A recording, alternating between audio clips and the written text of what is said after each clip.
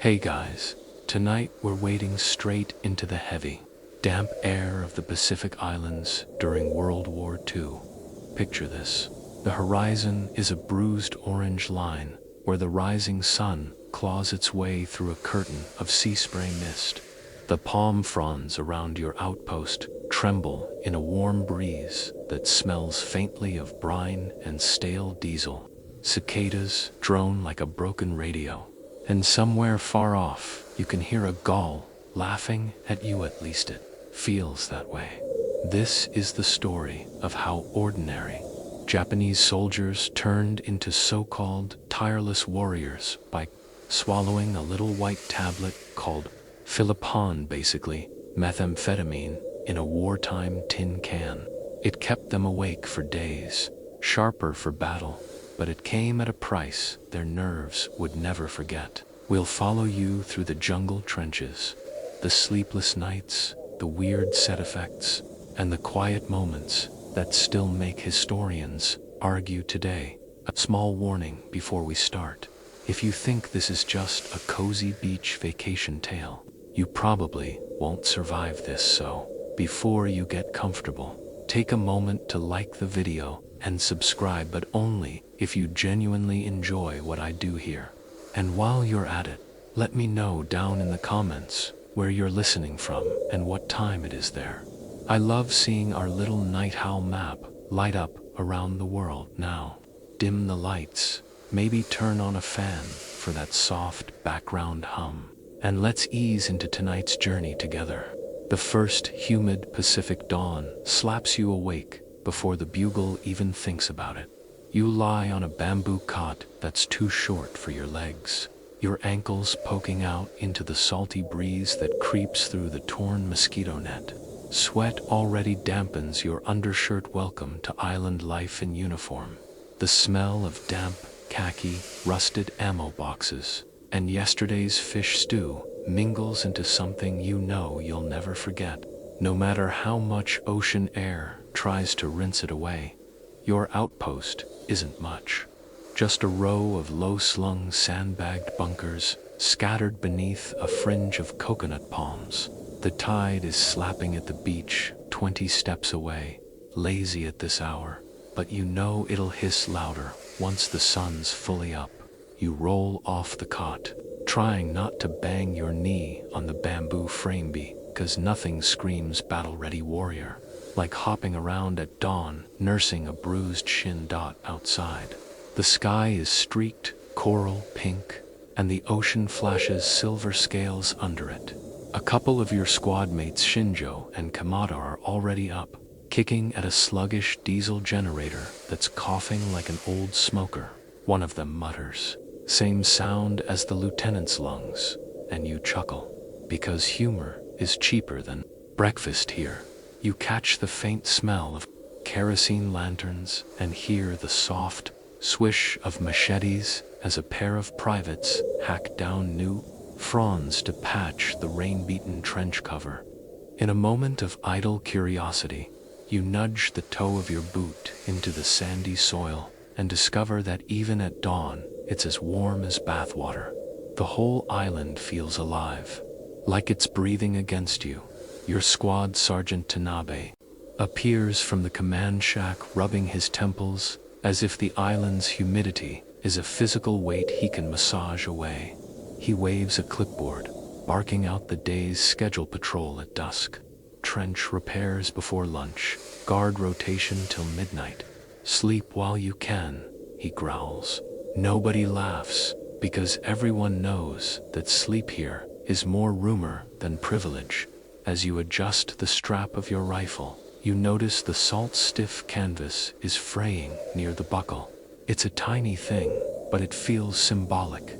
Everything in this place is one good tug away from snapping ropes. Tempers, sanity.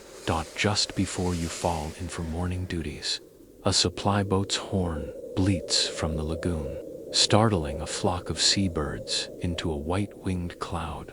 The men cheer not for food, which is usually just rice and dried fish, but because rumors say this shipment carries something different.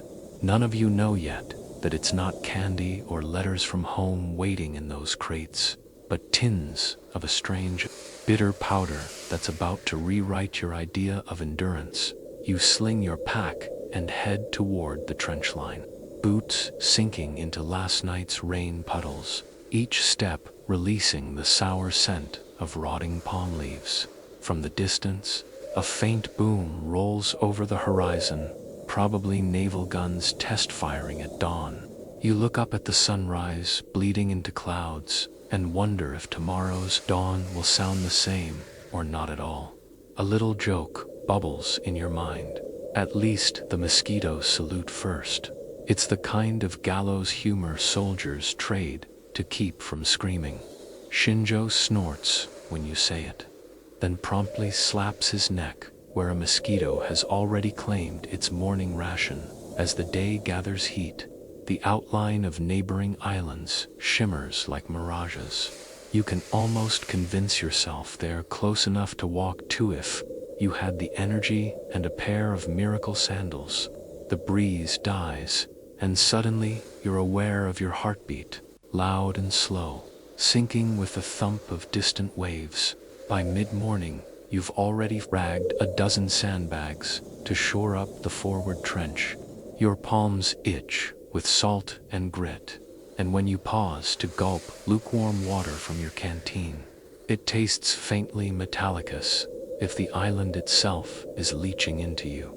Historically, by early 1942, Japanese island garrisons across the Pacific were rapidly expanding these rough outposts into semi-permanent fortifications, often with little more than sandbags, bamboo, and salvaged steel from abandoned shipping drums.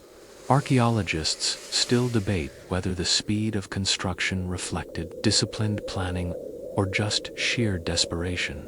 For now, all you know is that you're a cog in that living fort, sweating under a sun not even at its peak yet.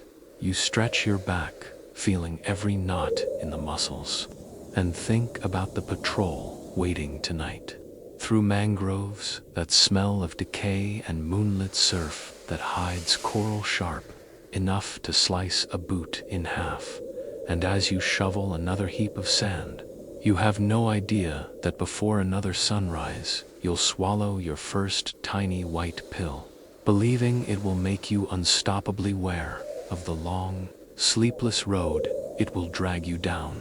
The afternoon sun climbs higher, and you can feel it flattening you like a hot iron over damp cloth. The trenches, which smelled of wet jungle in the morning, now reek of sweat, kerosene, and that faint metallic temps from rusting shells. The island feels smaller under the glaring sky. Even the shadows huddle thin beneath the palm trees. You drag your shovel out of the trench wall to patch a sagging edge when a whistle blasts from the shoreline short, sharp and impatient. It's the dockmaster signaling another load to carry from the supply boat that arrived at dawn. Your sergeant waves you forward, grumbling about lazy muscles, though his own brow glistens like he's running a fever. The dock is a rough wooden pier, its planks bleached gray by salt spray. As you and Shinjo trudge over, a crate is already being swung ashore by a squealing pulley. The rope creaks ominously. Some joker mutters that the rope will break just to see the box splash. The dockmaster barks for silence. The crate lands with a thud that rattles your teeth. The stenciled kanji on the side promises medical provisions. That's a laugh everyone knows. That can mean anything from iodine to sake. A corporal pries it open with his bayonet, expecting bandages or tins of fish. Instead, inside lie neat rows of palm-sized metal containers, each dull silver with a paper label curling at the edges. The men lean closer, squinting. One of the paper labels reads in neat kanji Philippon, "To be administered as directed." Nobody says a word at first. Shinjo frowns and whispers, "I thought that stuff was for factory workers back in Osaka." You remember hearing about it, 2 stories of women on assembly lines, staying awake through double shifts with these pills. Now, here they are, shipped across an ocean to a mosquito-ridden island. Sergeant Tanabe arrives, scowling like he's already late for something. He plucks a tin, shakes it near his ear, listening to the rattling inside, as if the sound can reveal secrets. Commands, orders, he says flatly. Dr. Will explain tonight. His tone dares anyone to ask questions. Back at the trench line, the rumor machine goes into overdrive. Kamada swears these are miracle vitamins that make you stronger.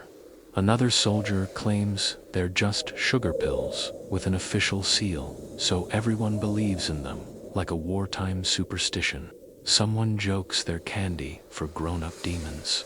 You shrug, because all you can think of is how little actual food came in that boat: 2 sacks of rice, a barrel of pickled radish, and crates of this. The rest of the day is a blur of hauling lumber, patching sandbags, and digging out a new latrine, pit arguably the least glorious military duty. Sweat drips from your chin and freckles the hot sand. Occasionally, a breeze slips in from the sea, carrying the scent of rotting seaweed. It's almost pleasant compared to the trench's musty air. By late afternoon, the sky turns the color of tarnished copper, heavy with clouds that promise another downpour. Patrol briefing is held under a sagging canvas tarp. The lieutenant, a wiry man with a perpetual scowl as if he's allergic to happiness, runs through the night's route north perimeter. 2 clicks along the mangroves, then circle back before dawn.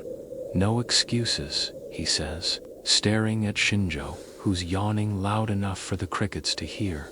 After the briefing, Sergeant Tanabe gathers the squad behind the supply hut. He holds up one of the Philippon tins like it's a strange seashell he's trying to identify. Command wants us sharp tonight, he begins. Dr. Saito says 1 tablet will keep you awake, 2 will keep you awake and make you see double. A few nervous chuckles. You'll each take 1 before we set out. Orders.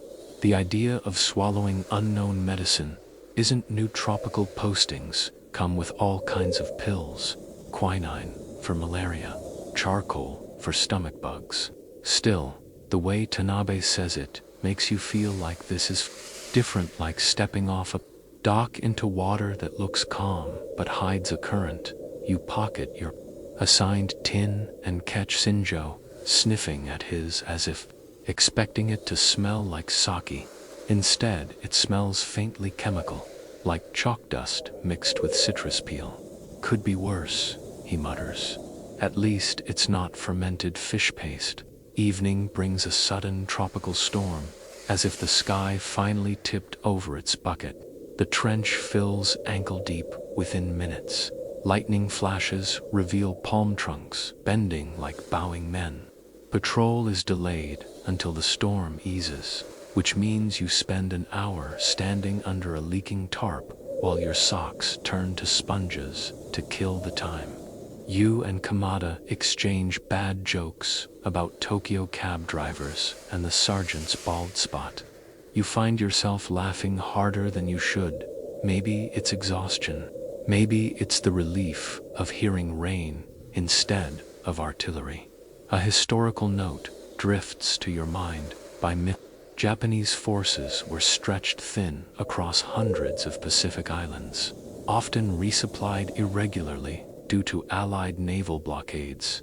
Historians still debate whether the decision to distribute Philippon widely to troops was purely for tactical stamina, or partly to cope with chronic shortages of food and rest.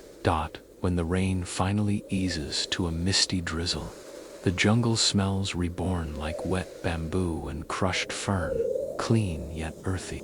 You shoulder your rifle, boots squelching in the mud, and line up with the others near the ammo crate that now doubles as a pill station. Dr. Saito, spectacles fogged from humidity, doles out the first round. 1 each, he reminds. sounding like a weary schoolteacher handing out chalk. You hold out your palm, feeling oddly like a student being graded. The pill lands light as a raindrop, off-white with a tiny imprint you can't read in the dim lantern glow. For a moment, you hesitate, turning it between your fingers. You think of your mother's green tea pills she used to give you before exams in high school. Funny how similar this looks. Then the sergeant snaps down the hatch, and you dry swallow it with a swig of lukewarm canteen water. The taste hits first, bitter, powdery, sticking to the back of your tongue. You cough, blinking at the faint burn that creeps up your throat. Kamada makes a face like he's just chewed a lime peel. You feel nothing at first, just the steady patter of leftover rain dripping from palm fronds onto your helmet. But as the squad sets off toward the mangroves, something subtle shifts in your chest. The tired ache in your calves lightens. Your vision seems to sharpen. Each frond suddenly has more edges than you remember. The night chorus of frogs and cicadas grows louder, yet somehow more organized, like an orchestra tuning up. By the time you reach the dark mouth of the jungle trail, a strange alertness hums behind your eyes. It's not quite energy, more like your brain has leaned forward on its elbows, listening hard. You realize you haven't yawned in 20 minutes, though you've been up since before sunrise, Shinjo whispers. You feel it. You nod but keep your mouth shut. He grins, teeth flashing in the lantern-flecked dark. Mosquitoes still bite. Mud still clings to your boots, but your body feels less burdened, as if the pill shaved a few pounds off your fatigue. You wonder if this is what the officers want, soldiers who forget they're tired. Another flash of lightning splits the clouds, briefly painting everyone in silver outlines. You catch your own reflection in a puddle, eyes brighter than usual, pupils wide enough to drink the night. A distant roll of thunder blends with the surf pounding the reef, and for the first time all day, you think you might actually make it through this patrol without stumbling from exhaustion. You don't know yet that this is only the first step on a path that will make sleep feel like a foreign luxury you once heard about in childhood stories. You slosh along the jungle trail, rainwater soaking your trouser cuffs, the night lit in flickers by a waxing moon peeking between racing clouds. The air has cooled after the storm, but the humidity still feels like you're wading through warm broth. Every few steps, a low branch swats your helmet with wet leaves, leaving a trail of dripping water down your neck. The squad moves in single file, boots sinking in mud that sucks at your ankles. The lantern is out now. It's just the moon, fireflies, and the muted glow from distant lightning far out over the ocean. The sounds are sharper somehow, the metallic slide of a rifle strap, the sigh of mangrove roots shifting in brackish water, even the drip from your bayonet's scabbard. You glance at Shinjo ahead of you. He's normally a sluggish night walker, but now he's striding as though the jungle floor is solid stone instead of knee-deep muck. He's humming a tune under his breath, some old marching song from his cadet days. You smirk at the thought. He hated marching songs before tonight. The pill hum inside you has settled into something strange. Your exhaustion is still there, like an engine idling in the background, but it's muffled beneath a taut ribbon of focus that stretches from your ears straight to your trigger finger. Tanabe calls a halt near a tangle of banyan roots, holding a hand up like he's about to stop traffic. Everyone crouches, rifles ready. You follow his gaze to the distant shoreline, just visible through gaps in the mangroves. A small Allied supply boat, or maybe just a fishing craft, too far to tell. It moves slow, no running lights. For a few minutes you all wait in tense silence, while the boat glides behind a fringe of palm silhouettes. The moon dips behind clouds again, plunging everything into near blackness. When Tanabe finally waves you forward, you realize you haven't blinked in what feels like ages. Half an hour later, the patrol reaches a low embankment near the north perimeter. A makeshift bunker sits there, little more than sandbags and a corrugated metal roof salvaged from wreckage. The forward guard greets you with a grin that's mostly gums. "Rain kept you," he jokes. Tanabe's scowl deepens. "Keep your eyes open. We'll loop back soon." The guard shrugs and yawns a huge, slow, jaw-cracking yawn that makes your whole squad chuckle. Not because it's funny, but because none of you have felt the urge to yawn since the pill. By the time you're halfway back toward camp, you notice your thoughts are darting around like dragonflies over water. One moment you're focused on the slippery path, the next you're recalling your school teacher's stern face the day you botched a spelling test in 5th grade. You shake your head to clear it, muttering a soft curse under your breath. Back at camp, the lanterns burn low, and the rain has returned as a fine mist. The squad disperses to bunks, but no one seems eager to lie down. Instead, a few men gather under the tarpaulin, betting buttons on a card game by candlelight. Shinjo sits cross-legged near them, whittling a stick into a crude flute.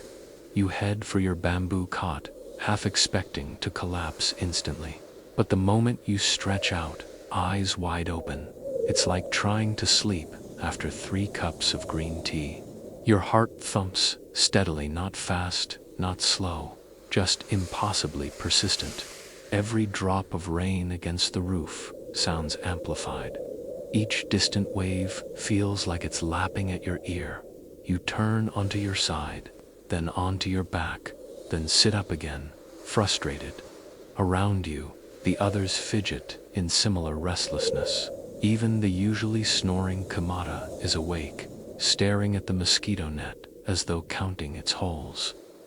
You pull out the small Philippon tin, roll it between your palms, and marvel at how something so tiny has made the entire night feel as though the island itself is humming beneath you.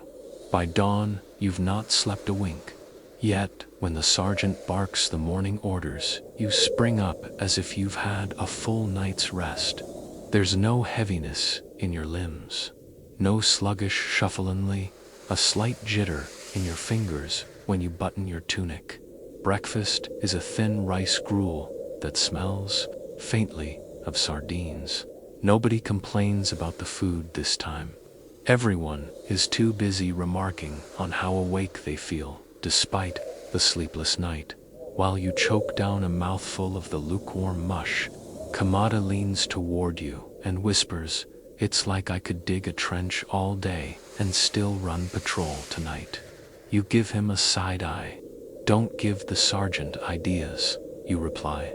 By mid-morning, you're assigned to fix a sandbag wall that collapsed under the rain. The work is heavy, but instead of dragging your feet, you find yourself swinging the shovel in a smooth, almost eager rhythm. The sun bakes your shoulders, but you hardly notice. Your muscles feel strangely obedient, as though the usual protest of fatigue has been gagged. Still, there's a curious lightness in your head, a sense that you might laugh too easily at the wrong joke, or drop the shovel just to see it bounce. You keep your head down and focus on the task, not wanting to draw attention to this odd edge buzzing inside you. A pair of officers stroll by, clipboards tucked under their arms, observing the work detail. One of them, Lieutenant Weta, pauses near you, watching how you slam the sandbag into place with a bit more force than necessary. "Stimulant works fast," he mutters to his companion, almost approvingly. The other officer says nothing but scribbles a note. At lunch break, the rain returns, driving everyone under the nearest shelters. You sit cross-legged near the trench, sipping weak tea and staring at the drizzle dancing on puddles. Something about the sight feels more vivid than usual, as if each raindrop were individually carved in glass. Historically, by late 1942, Japan's military distribution of Philippon extended to not just frontline troops, but also transport crews, pilots, and naval night watch teams, believing it improved vigilance during long shifts. Historians today still debate whether such early field trials in the Pacific Islands influenced later standardized dosing protocols across the Empire's forces. Your squad's chatter drifts to tonight's schedule and other late patrol.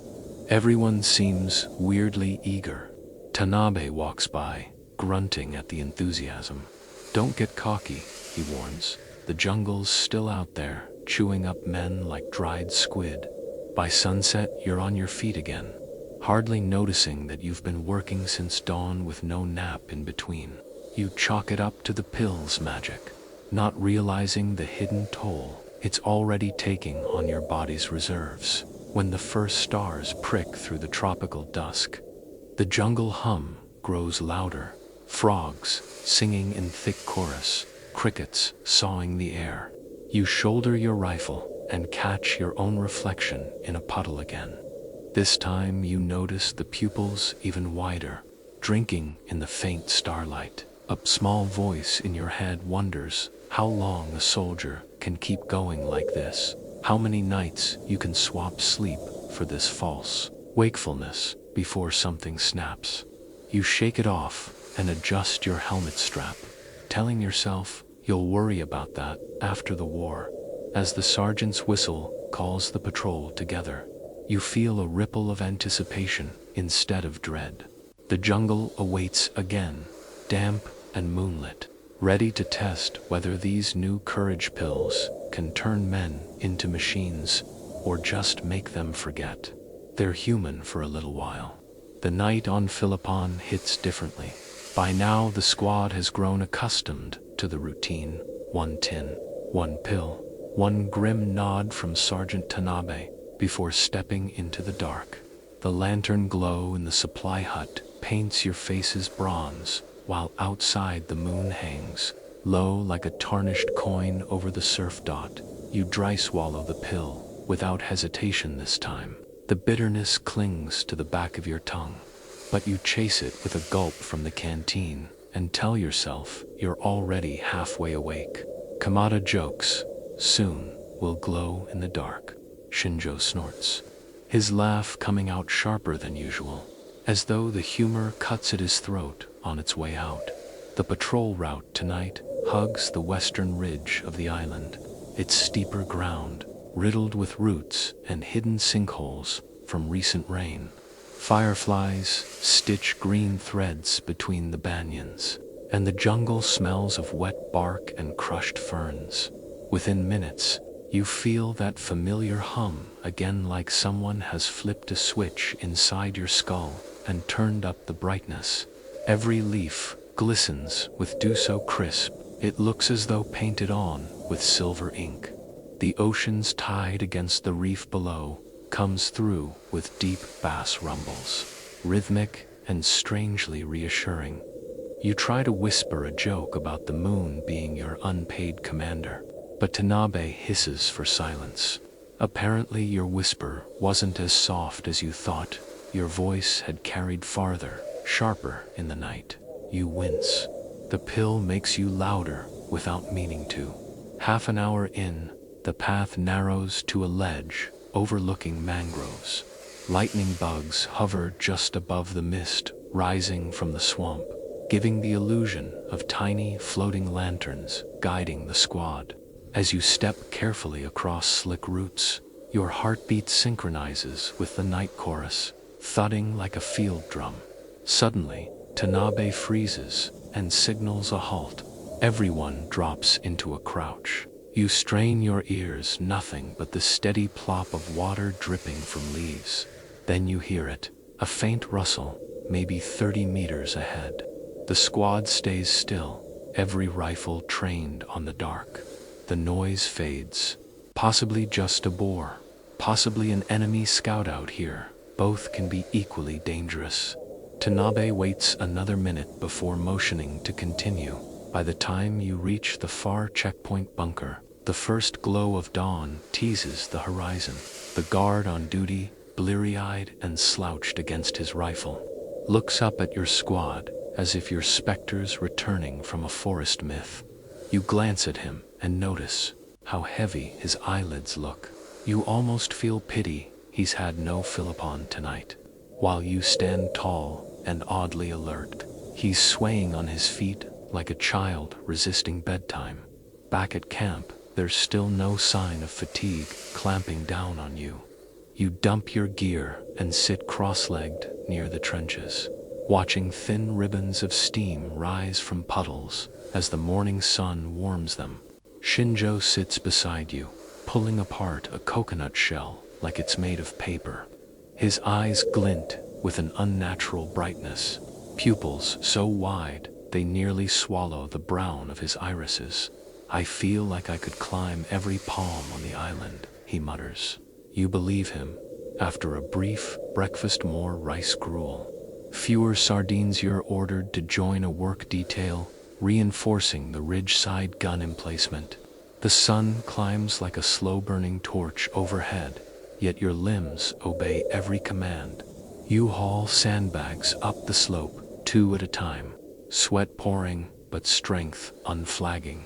Historically, military diaries from the Pacific Islands describe similar frenzied workdays, trenches widened overnight, machine gun nests fortified in hours instead of days.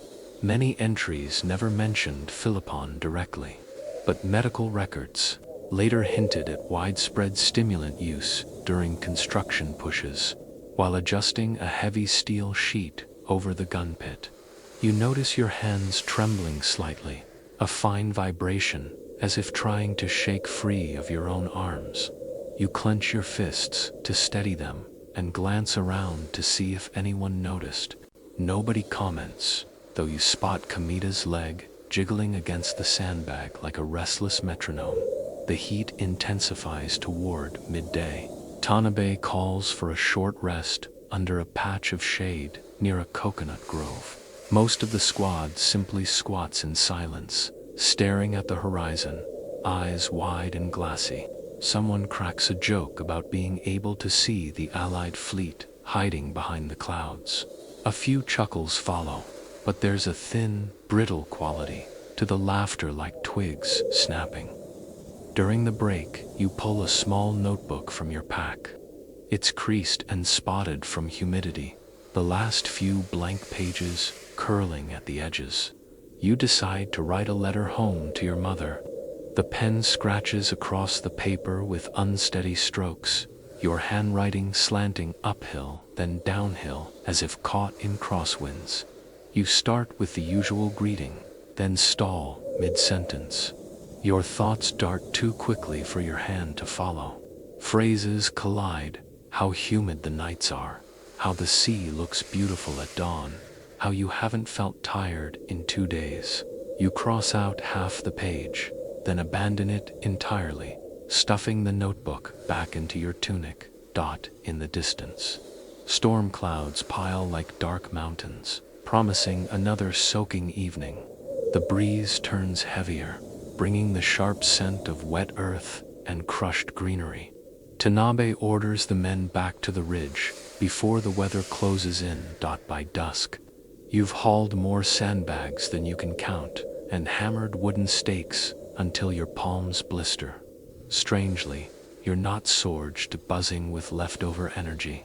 As the storm finally breaks, fat drops spatter the newly packed earth and soak through your shirt in seconds. The squad retreats to camp, dripping wet. Someone suggests skipping the pill tonight, arguing the rain will make patrol impossible anyway. Tanabe shuts that down with a glare. Orders don't change because of weather. Under the tarp, Dr. Saito repeats his nightly drill, 1 tablet each, measured out with weary precision. As you tip the pill into your mouth again, you realize you've swallowed it more out of habit than conscious choice. the rain intensifies, drumming the corrugated roofs in relentless rhythm. The patrol sets off regardless, mud sucking at boots, helmets collecting rivulets of water down your necks. Lightning flares white across the ocean, revealing the squad as a string of moving silhouettes against the ridge. As the hours drag past midnight, you're still upright, marching in the storm as if some unseen hand has wound you up and won't let go. You marvel at the thought that you've had perhaps 2 hours of real sleep yet your legs keep carrying you forward. At one pause along the trail, you crouch beneath a banyan whose roots twist like giant claws, clutching the hillside. Rainwater cascades down the leaves, splashing your helmet brim. Shinjo leans close and mutters, "Feels like the jungle's alive tonight." You nod, too wired to disagree, eyes fixed on the mist curling across the mangrove flats below. Each wisp looks alive, slithering like silver snakes. You blink hard, telling yourself it's just the storm's tricks, when you finally return to camp near dawn. Soaked, mud-streaked, yet strangely invigorated. You realize something. The pill didn't just keep you awake. It made the sleeplessness feel almost natural. You peel off your damp tunic and lie on the cot, staring at the palm-woven roof overhead. The mosquitoes resume their lazy patrol around your ears. Undeterred by your sleepless glare, somewhere outside, the surf pounds steady as a giant heart. Your eyelids flutter, but refuse to close fully, your mind tracing every raindrop's path down the bamboo walls. Sleep has not abandoned you by choice. You have abandoned sleep. The novelty of endless wakefulness begins to sour. The squad's banter grows brittle. Every laugh an octave too high. Every grin held a second too long. You notice it first in Shinjo's eyes, bright but rimmed with red, twitching at the corners like moth wings. Morning rolls enwrapped in fog that smells faintly of wet coral and kerosene from the dock. The bugle's call feels unnecessary. Half the men were already awake, sitting on their cots, staring at nothing, waiting for the sound. You trudge to the forward trench, carrying a stack of fresh sandbags that scratch the sweat-damp back of your neck. The mud has turned a shade darker from last night's rain, swallowing each step with a wet slurp. Despite 3 straight nights of patrol and construction duty, your limbs still feel primed to primed. Like a bowstring pulled 1 notch past safe tension, the day's assignment is trench repairs. Several sections along the seawall have sagged under the storm's assault, leaving gaps where the ocean spray creeps in like a persistent intruder. The squad lines up with shovels, a synchronized rhythm of scrape, heave, pack like a factory floor transplanted to the tropics. You work beside Kamada, who's usually a quiet digger. Today, he's humming a festival tune from his hometown, tapping the shovel's shaft against the sandbag pile like a drumbeat. You grin at first, but after 2 hours, the repetition grates like sand in your boot. "Save that energy for the ridge," you mutter. He only grins wider, sweat dripping from his chin as the sun climbs. Its heat smothers the trenches until every breath feels like inhaling steam. Normally, by now, you'd feel the world soften at the edges, a gentle pull toward rest. Instead, your senses sharpen further. The distant caw of a seabird slices through the surf's roar. The smell of someone's unwashed socks to bunkers down assaults. Your nose like an ambush. By noon, the sky darkens again with storm clouds. Tanabe orders a break, though few men sit. Some pace the length of the trench, restless as tethered horses. Shinjo crouches on a crate, carving patterns into a coconut shell, with the point of his bayonet spirals within spirals. Eyes intent, lips pressed into a thin line. you pull out your notebook again to finish yesterday's letter to your mother. The words still won't stay still. One sentence sprawls uphill across the page. Another drops at a steep angle. You manage. The ocean is loud, but I am louder. We sleep, standing up now. Then scratch it out, embarrassed by its nonsense, as you stare at the page. Rain begins to fall in fat, hot drops that blot the ink into shapeless blue bruises. You close the notebook and shove it away, watching the puddles bloom and merge across the trench floor. That night's patrol is cancelled due to flooding, but nobody feels like sleeping. The barracks hum with nervous energy men play cards under the lantern. Others polish rifles that were already spotless. You stretch out on the cot, eyes fixed on the mosquito net's sagging corner. The island's night chorus is almost too detailed to bear. Frogs croak in harmonies you never noticed before. Cicadas rasp in staggered waves that rise and fall like slow breathing. Somewhere near midnight, you realize your jaws ached not from speaking, but from clenching without noticing. You massage your cheeks, surprised at the soreness there. Historically, such nocturnal activity wasn't unusual. Wartime medical logs often described soldiers on stimulants, reporting a constant desire to do anything rather than stay still, which often led to excessive trench maintenance or improvised crafting during off-dash hours. As dawn breaks, you feel an odd jitter under your skin, as though your muscles are arguing with your bones. Yet, when the order comes to gather for duty, you spring up first, helmet crooked but grin in place. Today's task is to shore up a sandbagged machine gun nest on the ridge's east slope. The trail is slippery, roots forming natural steps that squelch under your boots. You and Shinjo haul sacks together, cracking jokes about who'll drop first. Halfway up, you pause to gulp from your canteen. The water tastes of rust and rain barrel algae, but you barely care. Your tongue feels like dry cotton despite drinking. Near the ridge top, you glimpse the lagoon below, shrouded in mist like a bowl of steaming soup. The view almost steals your breath. Green palms, piercing white haze, the surf painting silver crescents on black volcanic rock. For a heartbeat, you forget the war entirely, imagining you're a traveler hiking for the view. Shinjo breaks the moment with a shout, race you to the bunker. He sprints the last stretch, laughing. You chase, legs surprisingly strong for someone who hasn't slept properly in days. At the ridge bunker, Tanabe waits, unimpressed by your sprinting. He assigns you to repair the wooden gun shield splintered by last week's naval shelling. Hammer in hand, you lose track of time driving nails into damp planks, while Shinjo patches gaps with fresh fronds. By afternoon, clouds roll in again, shading the jungle a deep emerald.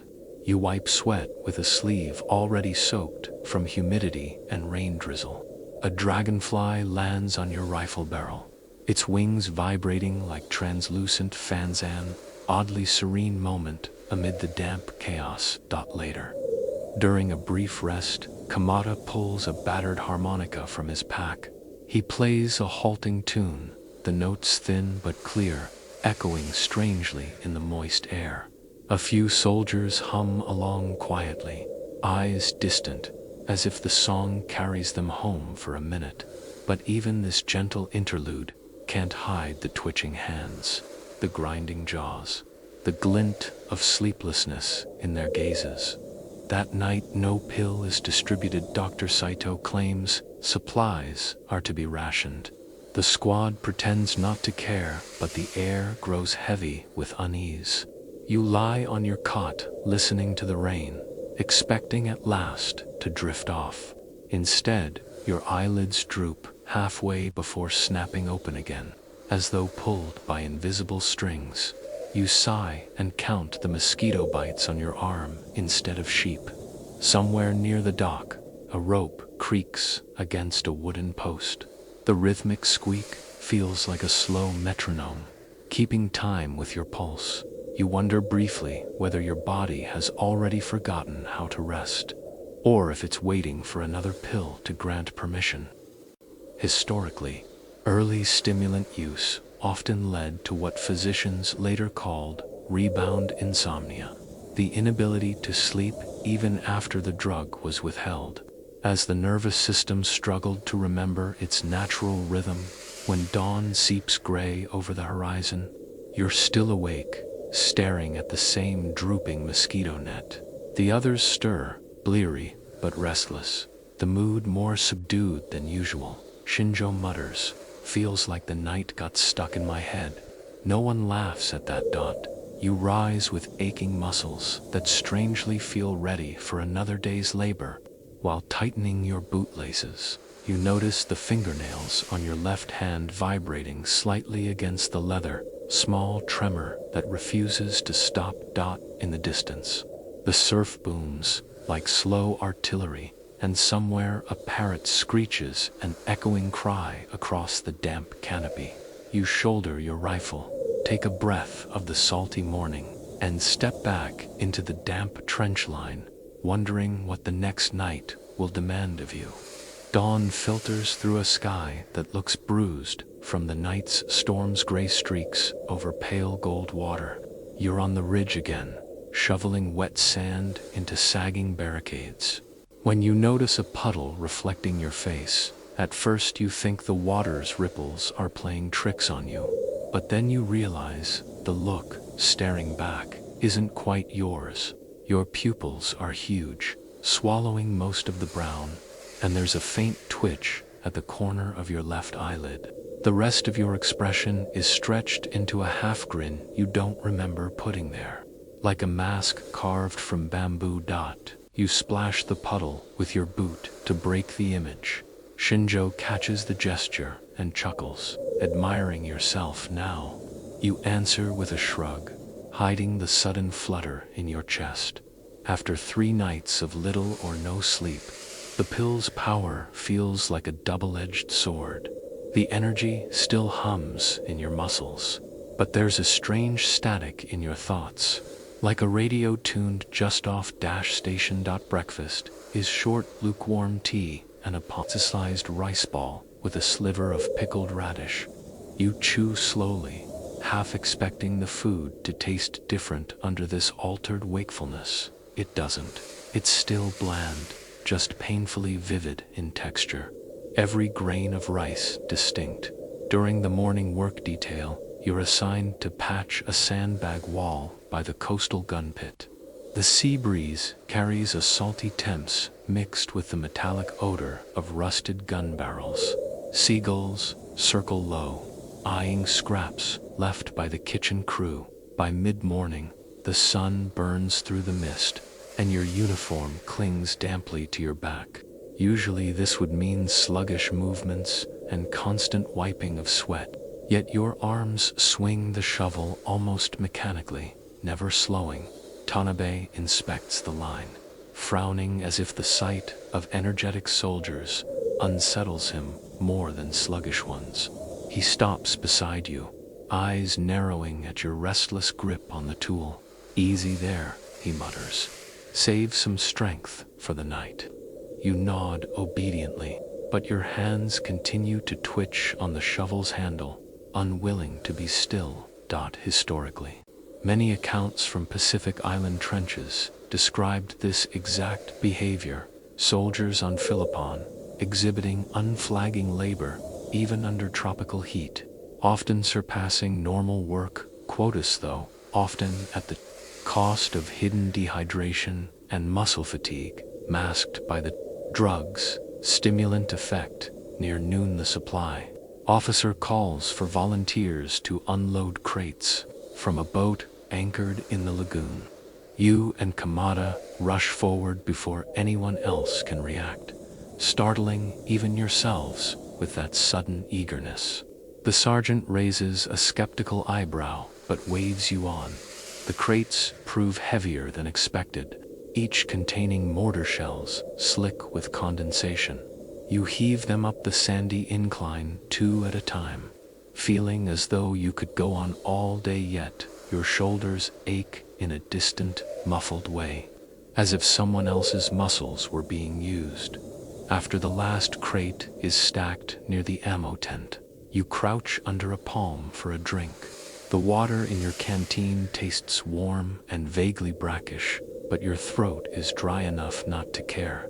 A bead of sweat runs down your temple and into your eye, stinging briefly before you blink it away across the camp.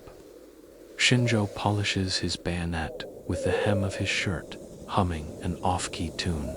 He glances up and grins again, that too-wide grin you've started to recognize in more faces than just his dot. Evening comes with a thin drizzle that dampens the dust but can't quench the muggy heat. Patrol briefing is short. Another midnight circuit along the western mangroves. Tanabe instructs everyone to rest early, though none of you seem capable of true rest anymore. You lie on your cot, staring at the mosquito net's shadow pattern on the ceiling. The usual fatigue never arrives, just a hollow ache behind the eyes. Around you, the barracks is alive with quiet rustles. Kameda sharpening a knife that doesn't need sharpening. Shinjo folding and refolding his socks with manic precision. When the lantern dims, your pupils adjust instantly, drinking in the dark. You catch your reflection again in a small puddle near the doorway as you pass. Those wide, glassy eyes, a faint upward curl to your lips as if caught mid-smirk. Later, near midnight, the squad gathers beneath the tarp. Dr. Saito hands out another round of Philippon, his voice low and deliberate. One only, he repeats, peering at each soldier as if measuring your pulse with his gaze. You take the pill. Dry swallow again, barely wincing at the bitterness now. Your throat is raw from the previous night's humid air. The tablet scrapes down like grit, but settles quickly, leaving the familiar tingle of alertness blooming in your chest. The patrol steps off into a jungle that smells, freshly laundered by the drizzle-wet leaves, damp soil, the faint sweetness of crushed orchids hiding among the undergrowth. As you walk, your boots sink into soft earth that releases cool air pockets with each step. Moonlight filters through gaps in the canopy, dappling the path in silver coins that vanish beneath the next cloud. Shinjo whispers something about the fireflies forming constellations among the banyan roots. You tilt your head back to glimpse actual stars above, surprised by how near they seem so sharp. You could thread a needle on their light dot. At the halfway mark, you pause near a stream, swollen by recent rains. The water gurgles over rocks. It sounds so crisp, it could be a recording played inches from your ear. You kneel to refill the canteen, cupping a palmful to drink. The coldness stabs your teeth with sudden clarity. The return leg of the patrol is uneventful. No phantom boats tonight. Just the chorus of jungle life. Yet the sense of heightened presence lingers. Each rustle in the underbrush, each splash of a distant crab feels significant, worthy of notice. When the squad returns to camp just before dawn, everyone looks as if they could start another shift rather than collapse. Tanabe studies you all with a mix of approval and unease. You peel off your damp socks and sit on the cot, flexing your toes against the coarse bamboo slats. The muscles in your calves feel knotted but distant, as though wrapped in cotton. As the first sunlight creeps across the sandbag walls, you find yourself drawn back to the same puddle from morning. Its surface is calm now, mirroring your face with startling clarity. The reflection stares back, bright eyes too wide for the soft morning, lips curved in a faint grin that refuses to fade. You tilt your head left, the reflection tilts right, still grinning. For a moment you wonder if the puddle is mocking you, or if you're beginning to lose the subtle boundaries between mirror and mind. Historically, Japanese medical reports of the era noted early behavioral changes among soldiers, heightened confidence, even mild euphoria before chronic sleeplessness set in, often described by surviving veterans as feeling possessed by the night. You rub your eyes hard, breaking the image, then reach for your rifle as the morning bugle sounds again. Another day's labor awaits, another night's patrol beyond it teach, one blurring into the next under the unblinking gaze of those wide, sleepless eyes. By the morning, the entire camp smells faintly of damp canvas, burnt rice, and something sharper like nail polish remover drifting from the tins of Philippon. You're not sure if it's real or if your brain, still humming from sleepless nights, is inventing sense. The first job of the day is unloading another supply boat at low tide. The sea pulls back to reveal slick, volcanic stones crusted with barnacles, and you hop between them like a frog in boots. The tide leaves behind a row of stranded jellyfish that glisten like discarded glass ornaments in the dawn light. 2 new crates come ashore, one labeled rice, dried, the other medical priority. When the dock crew crack open the second, you count 6 tins of Philippon and just a single box of morphine ampules. Shinjo mutters under his breath, more courage than food again. The sight sparks a fresh wave of gossip among the men. Someone jokes that headquarters believes starch makes soldiers lazy, while pills make them warriors. Another points out the absurd ratio: 6 crates of stimulant, 1 crate of grain. You can't help but wonder if the army thinks hunger is optional when you're too wired to notice your stomach. Later in the day, you're assigned to dig a drainage trench beside the barracks to keep the next storm from turning your sleeping area into a swamp. The soil is dark claret and smells like damp metal when you break it open with a shovel. Normally, such labor under the Pacific sun would drain you to the bone. Yet you swing the tool with machine-like rhythm, sweat flying in glittering arcs. As you pause to wipe your brow, Tanabe approaches with a clipboard, lips pressed thin. He scans the fresh trench line, then checks the remaining food stock in the mess area. You catch a muttered complaint: more pills than rice. Command's priorities are upside down.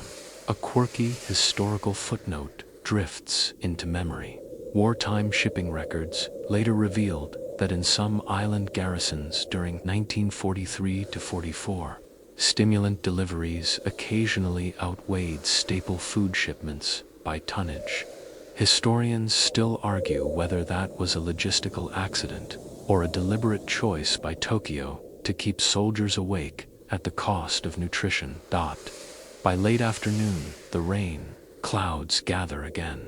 The squad shelters beneath a sagging canvas roof patched with palm fronds. Everyone waits for the downpour, yet nobody seems tired enough to nap. Shinjo idly flicks pebbles at a line of ants crawling along the bamboo wall, while Kamada tries balancing his bayonet on one fingertip just for something to do. Dinner is a thin miso broth with a scattering of wilted greens. The cook apologizes for the lack of rice. The last sack was nearly empty. No one grumbles the Philippon. Hum is enough to keep hunger's voice quieter than usual. When the rain finally hammers down in silver sheets, the night patrol is delayed an hour. The jungle smells newly scrubbed, a mix of petrichor and seaweed. Tanabe gives the pill order again, but tonight you notice 2 men exchange wary glances before swallowing. Perhaps the shine of novelty has dulled, replaced by the first hints of caution. You tip the tablet into your mouth without ceremony. The bitterness is familiar now, like a sour acquaintance you've resigned yourself to greet every evening. A swig from the canteen helps it down, though the water itself tastes faintly of wet tin. The patrol's route runs east, along a low bluff, overlooking the lagoon. The moon slips behind heavy clouds, forcing the squad to rely on a single hooded lantern that swings like a pendulum at the column's center. Its glow paints quick flashes of pale faces, gleaming helmets, dripping rifle barrels. A breeze rides up from the water, carrying the scent of salt and mangrove mud. You feel no fatiguingly and edgy readiness, like a coiled spring in your chest. Halfway through the route, Shinjo stops abruptly, crouching to inspect something in the wet sand. You and Tanabe join him. It's a trail of boot prints, faint, waterlogged, leading toward the mangrove thicket. Could be hours from 2 nights ago.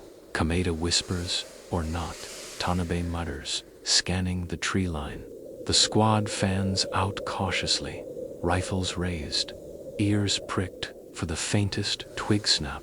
The search through the mangroves proves empty, only crabs scuttling into holes and a startled heron flapping away with a hoarse squawk. Still, the discovery heightens the sense of unseen company on the island. As the patrol resumes, you realize your pulse has quickened, not from fear, but exhilaration. The jungle at night feels charged, every rustle an invitation to move faster. When you finally return to camp near dawn, the men are soaked from rain and seawater spray, yet their eyes remain unnaturally bright. Instead of collapsing onto your cot, you follow Shinjo to the mess hut for lukewarm tea. The drink tastes almost metallic, yet it steadies the dryness in your throat. Outside, the sky brightens from iron gray to misty peach, lighting the lagoon's surface in soft reflections. You catch your own face in the tease, surfacing odd habit, now seeing the familiar wide pupils, and the faint grin that has begun to feel permanent. Throughout the morning, the squad busies itself with drying weapons and checking ammunition stock. The energy never flags, but tempers fray more easily.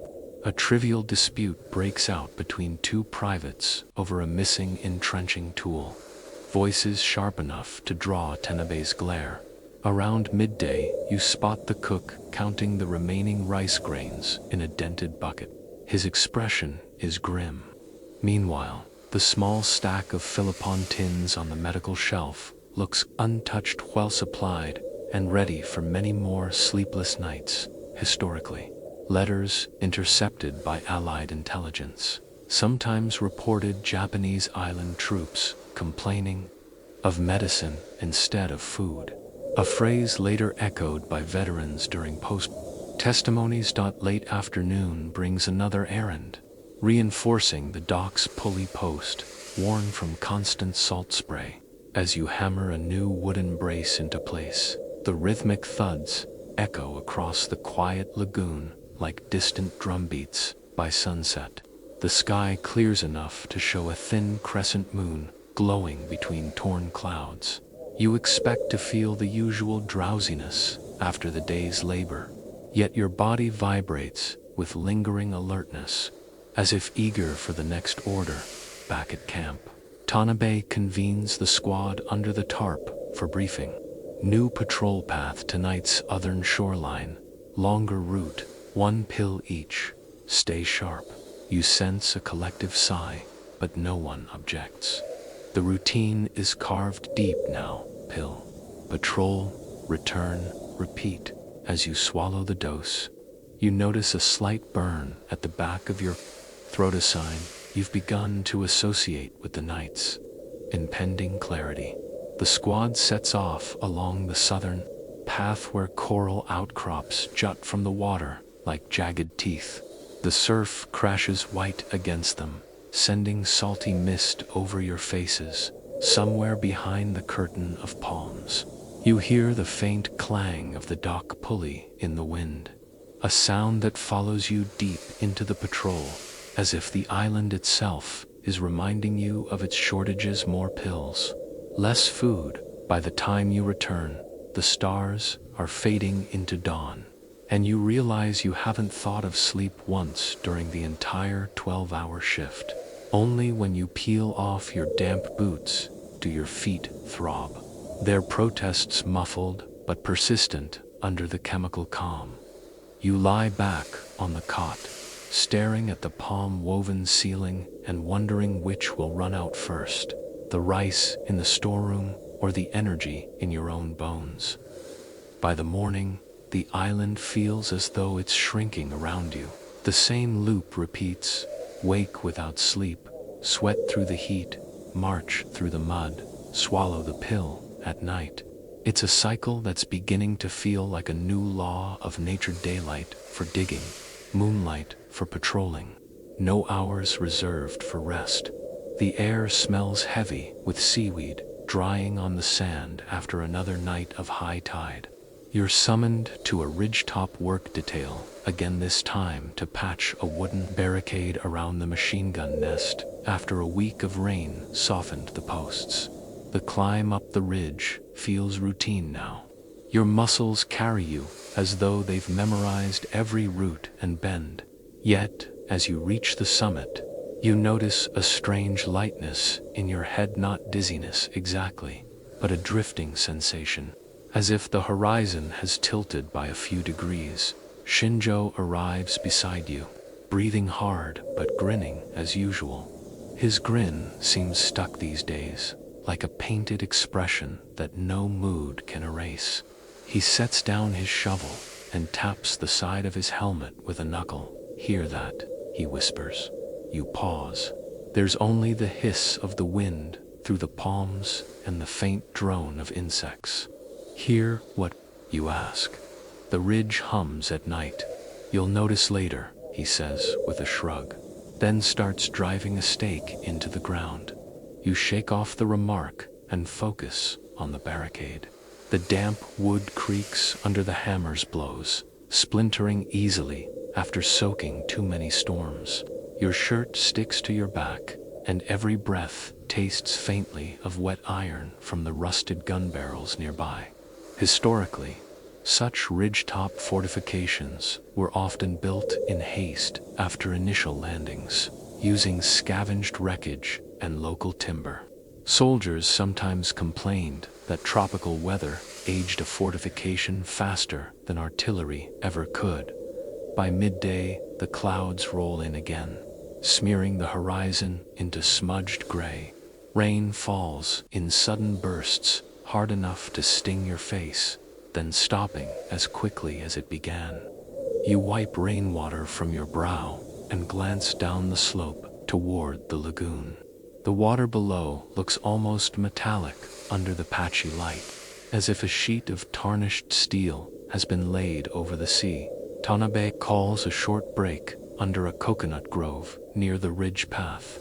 Most men slump onto the damp ground, but no one truly relaxes. Even sitting still, their knees bounce, their fingers tap, their eyes scan the tree line. You find yourself idly tracing patterns in the mud with the tip of your boot, drawing loops and lines without thinking. At lunch, the cook serves bowls of thin rice porridge, bulked out with chopped fern stems. The meal is hot, but you eat it quickly, more out of duty than hunger, noticing that your taste buds seem dulled to everything but bitterness these days. After lunch, you're assigned to help shift a stockpile of ammunition boxes to higher ground before the next storm. The boxes are slick with humidity and smell of old grease. You heave them up the slope, 2 at a time, marveling again at how your body still obeys despite 4 nights of lost sleep. As you set down the last box, you catch sight of a pair of officers arguing quietly near the command hut. One is gesturing toward the medical tent where the Philippon tins are stored. The other points toward the nearly empty rice sacks.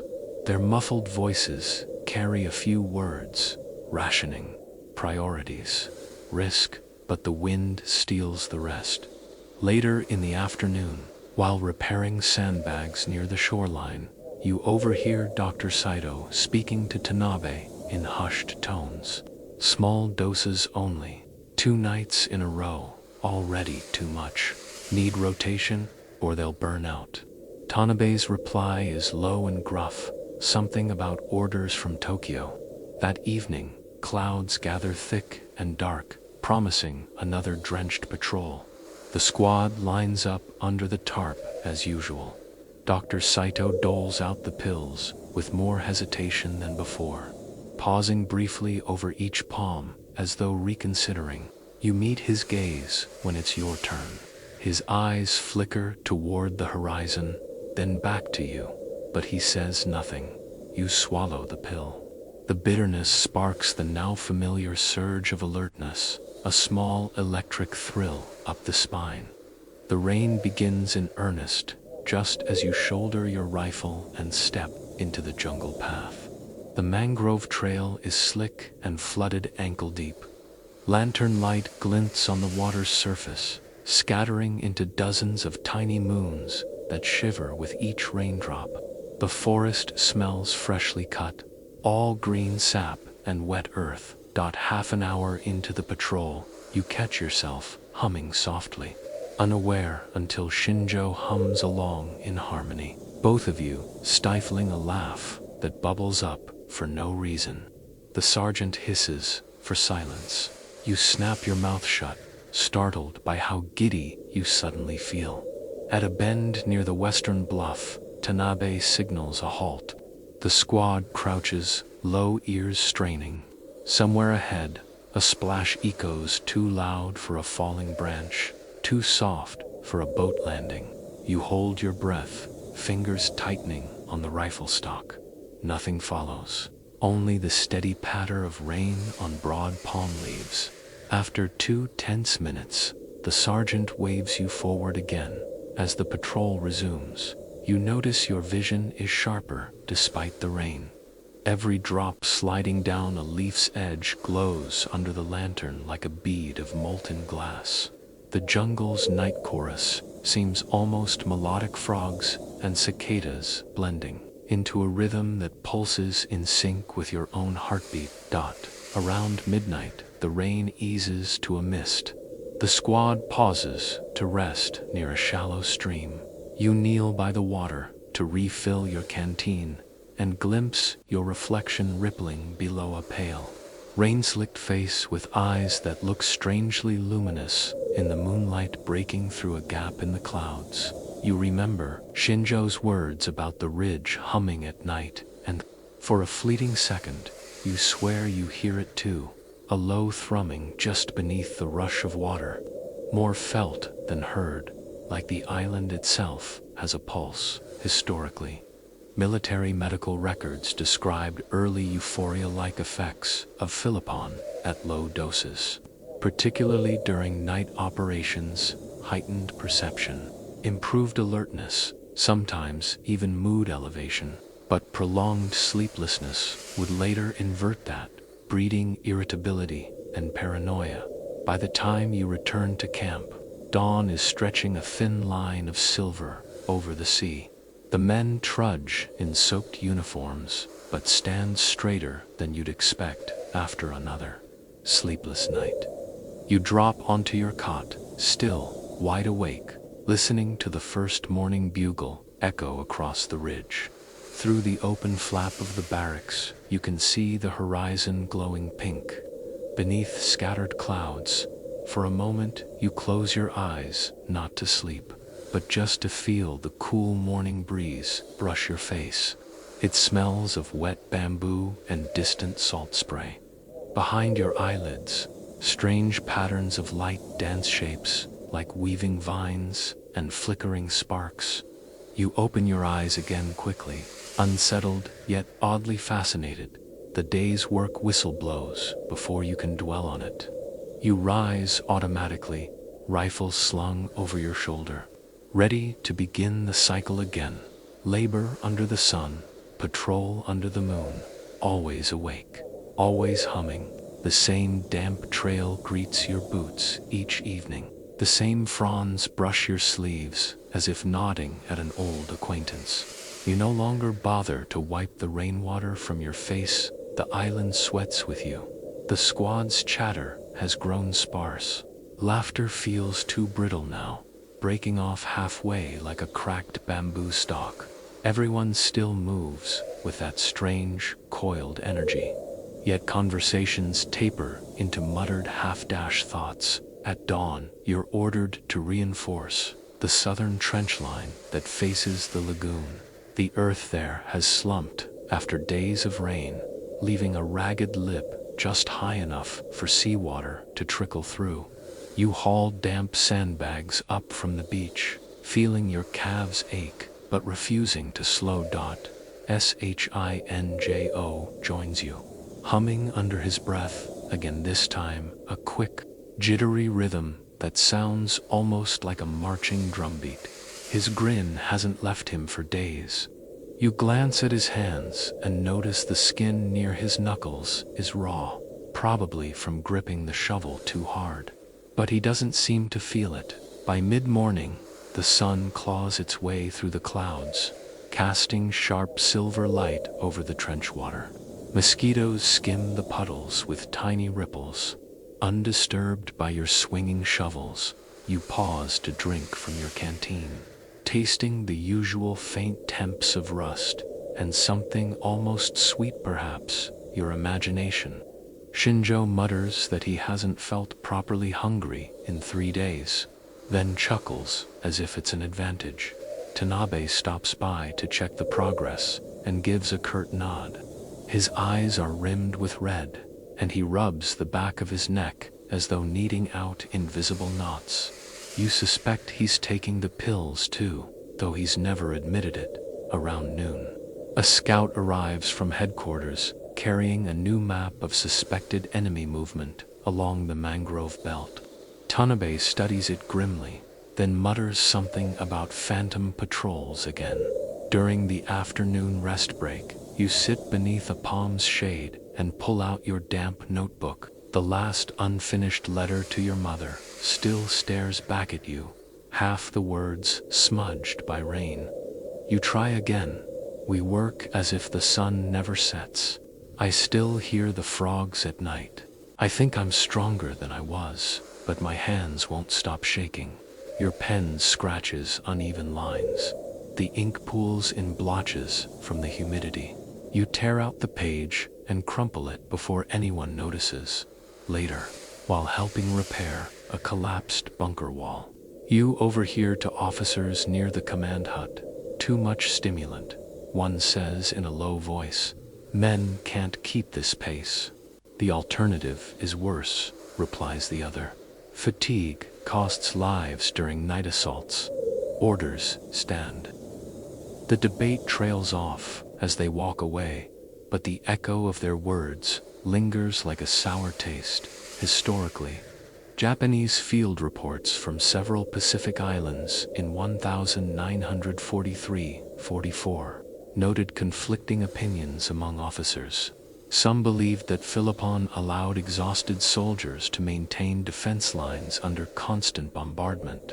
Others warned that prolonged use eroded discipline and judgment. By sunset, the sky burns with streaks of crimson and violet, painting the lagoon like spilled ink.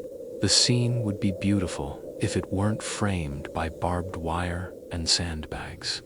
The night's briefing is unusually tense. Tanabe's voice is clipped as he explains the new route, deeper into the mangrove. Wetlands to investigate the tracks found the night before. We move quick, stay alert, don't chase shadows. The rain holds off as darkness settles, leaving the jungle thick with the smell of wet moss and tidal mud. Dr. Saito doles out the tablets again, but his hand lingers over each tin as though reluctant. When it's your turn, you catch a faint crease of worry in his brow. You take the pill and swallow it dry, the bitterness settling into your tongue's grooves. Almost immediately, your chest tightens with the familiar hum of focus, like a tuning fork struck softly. The patrol advances into the mangroves single file, boots sinking into the soft earth with quiet squeak. Lantern light barely penetrates the canopy. The moon above is veiled by clouds. The air smells alive mud, brine, and the peppery scent of crushed roots. Half an hour in, a rustle ahead freezes the line. Tanabe raises a hand for silence. Everyone crouches, rifles poised. You hear it to soft footsteps, then the faint splash of water disturbed. The squad waits in the dark, breaths shallow. A shapeshifts in the gloom beyond the reeds, then no more steps, no splash. Just the croak of a distant frog and the drip of water from leaves. Could be wild pig, Shinjo whispers. Voice tight, or them, Tanabe replies. Eyes narrowing toward the unseen. The tension stretches for several heartbeats before Tanabe signals to continue. You push forward through knee-deep water, heart hammering, yet oddly exhilarated. The jungle alive with 1,000 whispers. You find no enemy that night. Only traces of old boot prints near a half-submerged log. The squad spends another hour circling the area before retreating back to camp as dawn bleeds into the horizon. Everyone looks soaked and mud-streaked, but still unnaturally alert. Shinjo cracks a half-smile, teeth flashing white against his rain-darkened face. Back at camp, Tanabe orders the men to rest, but few even attempt to sleep. Some strip off wet socks to dry by the embers of the cook fire. Others sit cleaning their rifles as if hypnotized by the ritual. You collapse on your cot, expecting fatigue to finally claim you. But your eyes remain open, pupils dilated in the dim light. Through the canvas wall, you hear the surf pounding with steady rhythm like a heartbeat. You can't turn off. You turn to face the bamboo wall and spot a small gecko clinging there, its throat pulsing as it chirps. The sound is sharp, almost metallic, each chirp slicing through the morning haze. You find yourself staring at it far too long, fascinated by the glint of its tiny eyes. As the sun climbs, you notice a dryness in your mouth that no amount of lukewarm water seems to quench. Your stomach growls faintly, reminding you that you've eaten little besides rice broth in days. Yet your appetite feels distant, muffled beneath the lingering stimulant buzz. Historically, accounts from field medics describe how stimulant use often dulled hunger cues, leading to unintended calorie deficits that weaken soldiers despite their outward bursts of energy. In the early afternoon, another tropical storm sweeps in, rattling the corrugated roofs and splattering muddy rain into the trenches. You're ordered indoors, but even as the storm rages, you can't shake the restless urge to be outside moving, doing anything. You pace the narrow length of the barracks while Shinjo carves more spirals into coconut shells. His grin fixed yet vacant when the rain stops. The jungle releases its warm, earthy breath again. The damp air clings to your skin like a second shirt. Outside, the lagoon glows silver green beneath late sunlight, framed by the dark fringe of mangroves. That evening, as the squad assembles for another pill and patrol, you realize the line between routine and compulsion has blurred. You reach for the tin automatically, almost without thought, as if it's become part of your uniform rifle helmet. Pill. You catch yourself wondering whether the tracks found in the wetlands were real, or just shadows conjured by sleepless minds in a restless jungle. Tanabe's whistle cuts through the dusk, snapping you back to attention. The patrol sets off again, and you follow, boots squelching in wet earth, the jungle's damp breath heavy on your neck. The pills hum, steady beneath your ribs. The storm from yesterday left behind puddles that mirror the clouds above, so the whole camp seems afloat on gray water. Rather. You sit up, since you never truly slept, feeling oddly detached, as if your body got out of bed before your thoughts caught up. Around you, the squad stirs in the same slow but sleepless manner, each man already half-dressed in his damp uniform. This morning's duty is trench watch along the northern seawall. The sandbags there are dark with rain and salt, some splitting open to spill grainy guts of wet sand.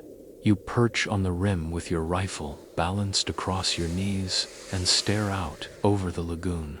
The horizon is a blurred line of silver where ocean and sky can't decide who owns the color. A breeze off the sea carries a briny smell that mingles with the sour scent of wet khaki. You notice the tide creeping up the shore, licking at the lowest row of sandbags like a testing tongue. Shinjo drops beside you with a sigh that's too cheerful for a man who hasn't closed his eyes in a week. He pulls out a crumpled scrap of paper and a stub of pencil, announcing he's going to write a letter to his sister.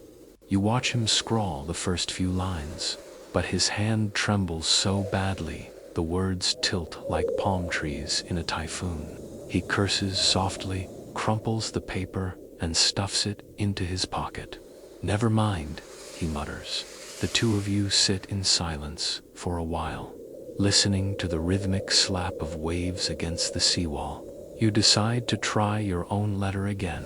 Pulling out your weather-stained notebook, you write, "Dear Mother, the sea is always awake here, and so are we. I hear things at night, sometimes just frogs, sometimes footsteps that vanish when you follow them. My hands shake even when I'm still."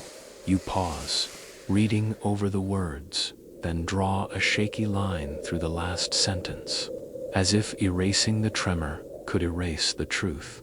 Historically, letters from Pacific garrisons often remained unsent due to censorship or the simple impossibility of secure transport.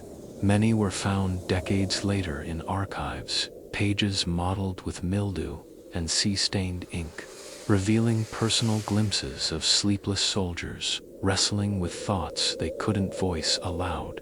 Near noon, the squad is ordered to haul salvaged steel plates to reinforce the ridge-gun pit. The plates are rust-flecked, heavy, and smell of brine.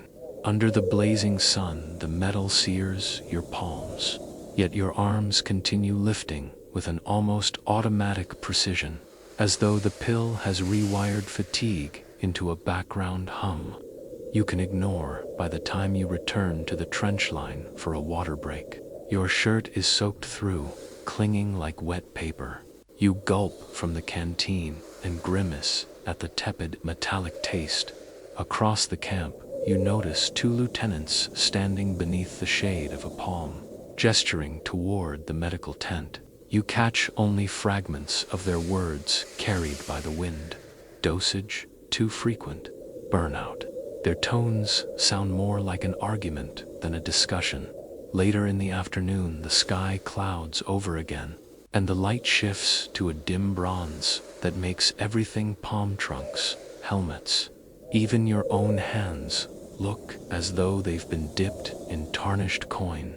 By evening, the drizzle has started, turning the dirt paths into slippery veins of mud. The squad gathers under the sagging tarp for the nightly ritual. Tonight, Dr. Saito looks especially drawn, his spectacles fogged and slipping down his nose. As he hands out the tablets, he says quietly, "One only, no exceptions." His voice carries a note of warning rather than instruction. You tip the pill into your mouth, already anticipating the sharp bitterness. The taste has become a strange kind of reassurance proof that you'll stay awake whether you want to or not. The patrol route tonight cuts deeper inland, through a stretch of thick jungle where banyan roots twist above the ground like petrified serpents. The storm clouds hide the moon, so the squad relies on a single shielded lantern, whose glow swings wildly with each step. The jungle floor is slick and spongy beneath your boots. Droplets slide from giant leaves onto your helmet with soft taps that echo in the dark silence. Somewhere in the distance, a night heron croaks its hoarse cry, startling the man behind you into raising his rifle before realizing it's just a bird. Half an hour into the march, the path narrows between two massive banyans whose roots form archways over shallow pools. Shinjo mutters, like walking through the jaws of some beast, and flashes his too wide grin. The deeper you go, the stranger the sounds become. Frogs croaking in overlapping rhythms. Unseen insects worry, like gears turning in the dark. Under the pill's influence, each sound feels unnervingly close, as though the jungle itself is leaning in to whisper. At a clearing where rainwater has pooled knee-deep, Tanabe signals a halt. The squad crouches low, scanning the shadows. For a long minute you hear only the rain's hiss and the wet rustle of fronds, shifting in the breeze. Suddenly there's a splash not far, maybe 20 paces ahead. Rifles swing up as hearts hammer. Another splash follows, then silence. Kamada edges forward, boots sloshing softly. But there's nothing, just the ripples fading across the water's surface.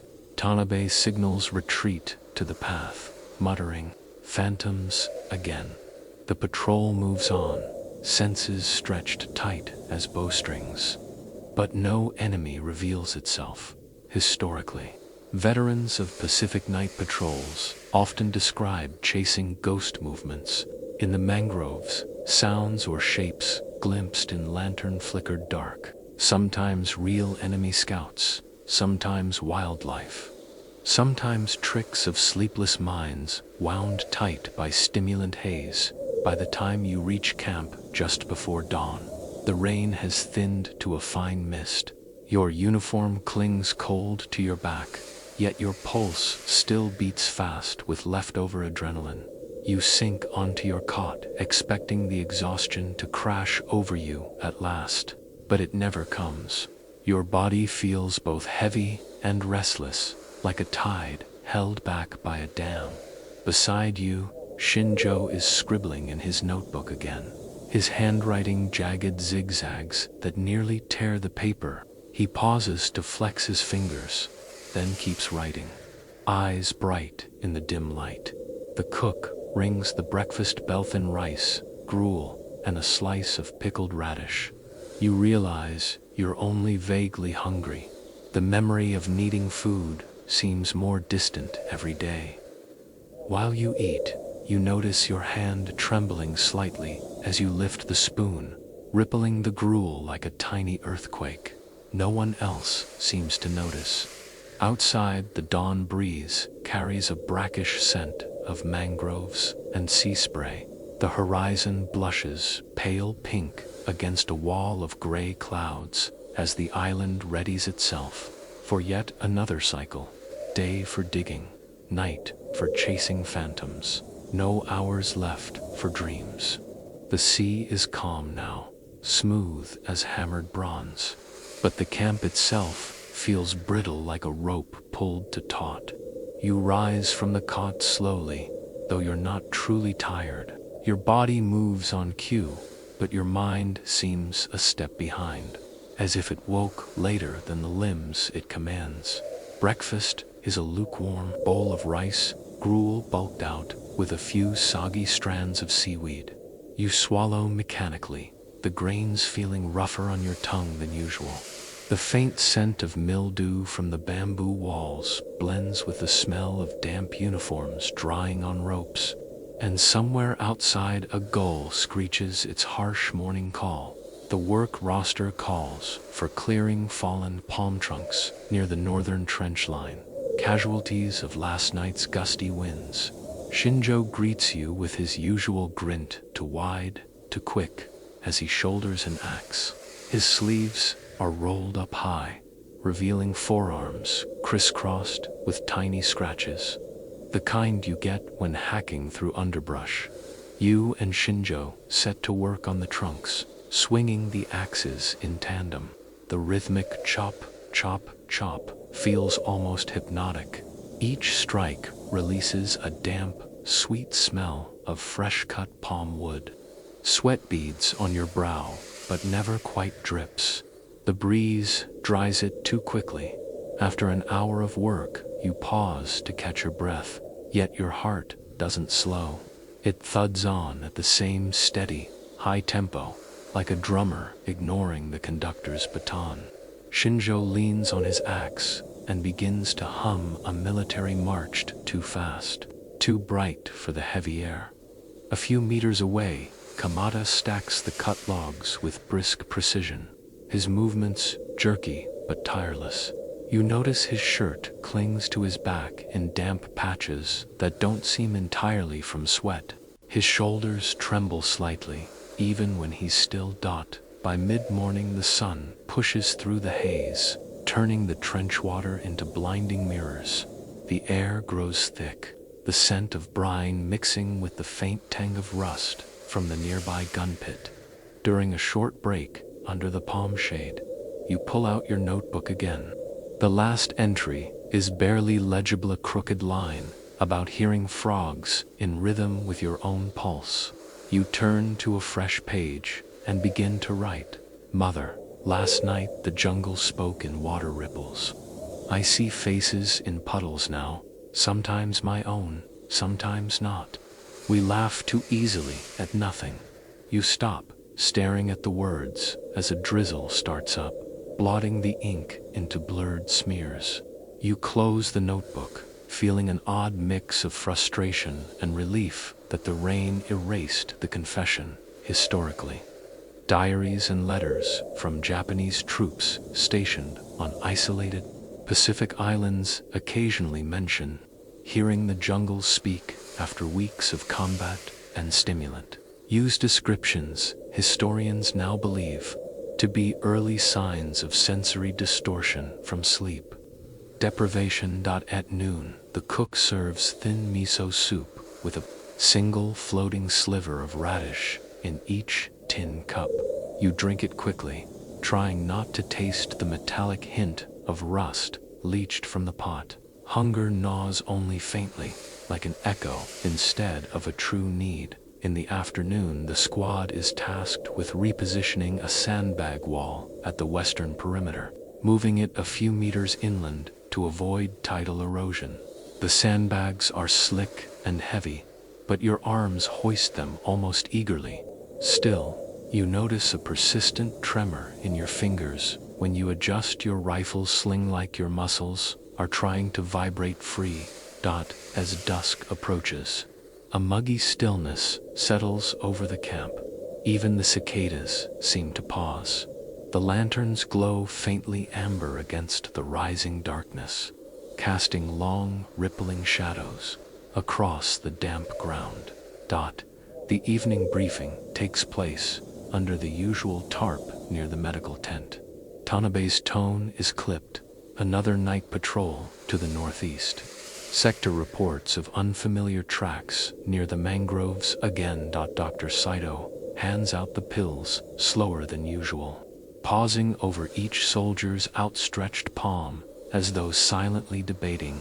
His brows knit together for a heartbeat when he drops yours, but he says nothing aloud. You pop the pill onto your tongue and swallow it with a sip of tepid water. The bitterness bites at the back of your throat, sparking that now familiar surge that spreads through your chest like a slow, electric current. The squad sets off along the northeast path just as the moon slides free of cloud cover. Its pale light paints silver streaks across the wet leaves, while shadows gather deep beneath the banyan arches. Half an hour into the patrol, you hear the surf slapping against coral outcrops somewhere beyond the tree line. The air is thick with the scent of salt, wet bark, and something faintly floral, night blooming orchids, perhaps. hidden among the roots. At one bend, the path narrows beside a small marshy pond. Lantern light catches the glint of countless frog eyes staring back like tiny beads of glass. Shinjo chuckles, low whispering, "Audience tonight." You hush him, though a smile tugs at the corner of your mouth, despite yourself. Further along, the patrol halts at a muddy clearing where faint boot-shaped impressions crisscross the ground. Tanabe kneels to inspect them, tracing a finger along the edges. "Fresh," he murmurs. The squad fans out, rifles at the ready. You stand still, listening to the quiet gurgle of water among mangrove roots. Your heart pounds, but not from fear rather, a kind of charged anticipation that feels oddly pleasant. Like standing on the edge of a stage before the curtain rises, no enemy emerges. After a tense 5 minutes, Tanabe signals to move on. The squad circles the area twice more, but finds nothing beyond the tracks that dissolve in the wet soil. Historically, surviving veterans often recalled chasing mysterious tracks in jungle patrols that led nowhere, debating whether they belonged to Allied scouts, deserters from their own ranks, or illusions shaped by darkness and strained nerves. By the time you return to camp near dawn, the moon is dipping low, reflected in dozens of puddles across the muddy path like scattered silver coins. You peel off your damp uniform shirt, the fabric smelling of mildew and sweat baked by salt.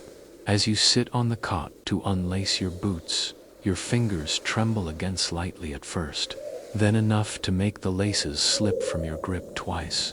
Shinjo notices and grins, hands dancing on their own. His tone is light, but his eyes glimmer with something you can't quite name.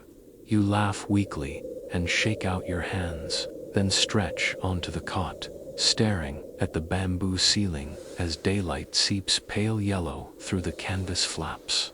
The bugs resume their morning chorus, and somewhere a parrot lets out a screeching call that echoes across the ridge. Your eyelids lower, but never fully close.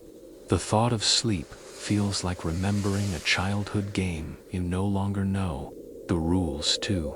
You drift instead into a half-trance, aware of each creak of bamboo under shifting weight, each flap of canvas as the dawn breeze nudges it. The island seems to breathe around you, a rhythm that matches the hum beneath your skin. You sit up on the cot as if pulled by strings, neither refreshed nor fully weary, just present, like a tool being picked up again. Breakfast is late. The cook mutters that the rice sack yielded barely enough for half rations. You sip the thin porridge from a dented tin bowl and taste more rust than grain. Your spoon hand shakes faintly as though stirred by the breeze. Though the air is still, Tanabe announces that today's priority is digging a new drainage ditch to divert the next monsoon downpour away from the ammo store. The soil in that section is heavy clay, black and damp like wet pottery. You and Kamada take turns driving the shovel into the stubborn earth, each strike releasing a deep, earthy smell mixed with a faint, sour tang of rotting roots.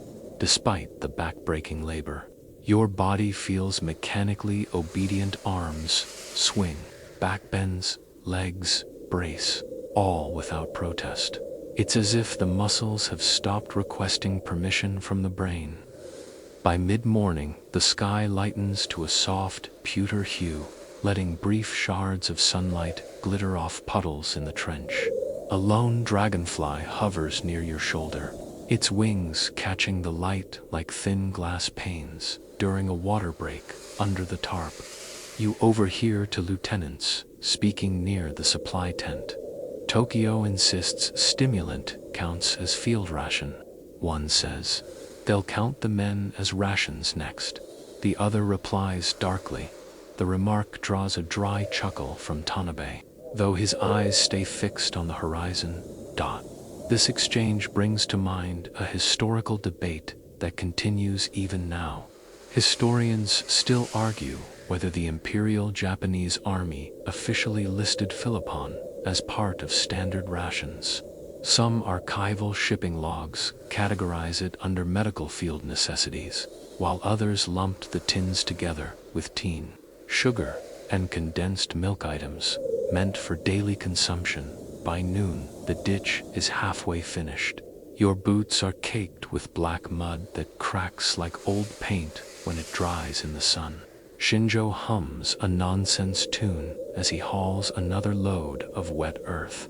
His grin has not faded in days, but now it trembles at the edges like a drawn bowstring ready to snap during a short rest break. You notice a thin tremor in your own neon involuntary bounce that continues even while you sit. Kameda jokes, "Looks like your leg wants to keep digging." You force a laugh, aware that the humor hides shared unease. The afternoon passes in heavy, humid silence, broken only by the thud of shovels and the squelch of mud being piled aside. The sky grows darker again with the approach of evening storms. Dinner is sparse, a ladle of rice, gruel with chopped fern stems, floating like green threads. Most men eat silently, heads bent, the steam rising in pale ribbons that smell faintly of wet earth after the meal. Tanabe gathers the squad under the sagging tarp for the nightly briefing. "Same patrol route as last night, northeast mangroves," he announces. "Reports of fresh tracks again. Move fast and stay alert." Dr. Saito appears with the pill tin, his hands slower than usual as he opens it. "One each," he says, but his voice carries an undertone of doubt, as though he is questioning the words even as he speaks them. When your turn comes, you hold out your palm automatically. The tablet lands light as a raindrop. You toss it into your mouth, swallow it dry. The bitterness has become so familiar, you almost welcome it.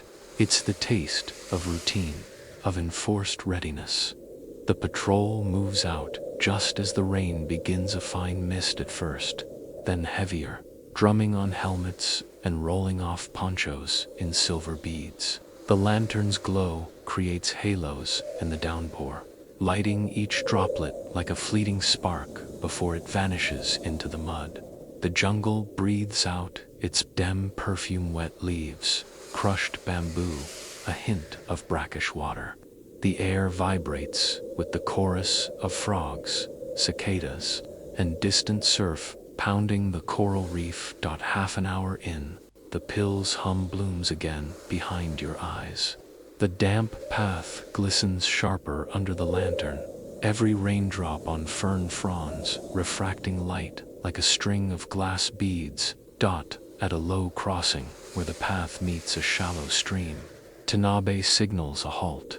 Fresh tracks are visible in the wet sand, narrow boot-shaped impressions.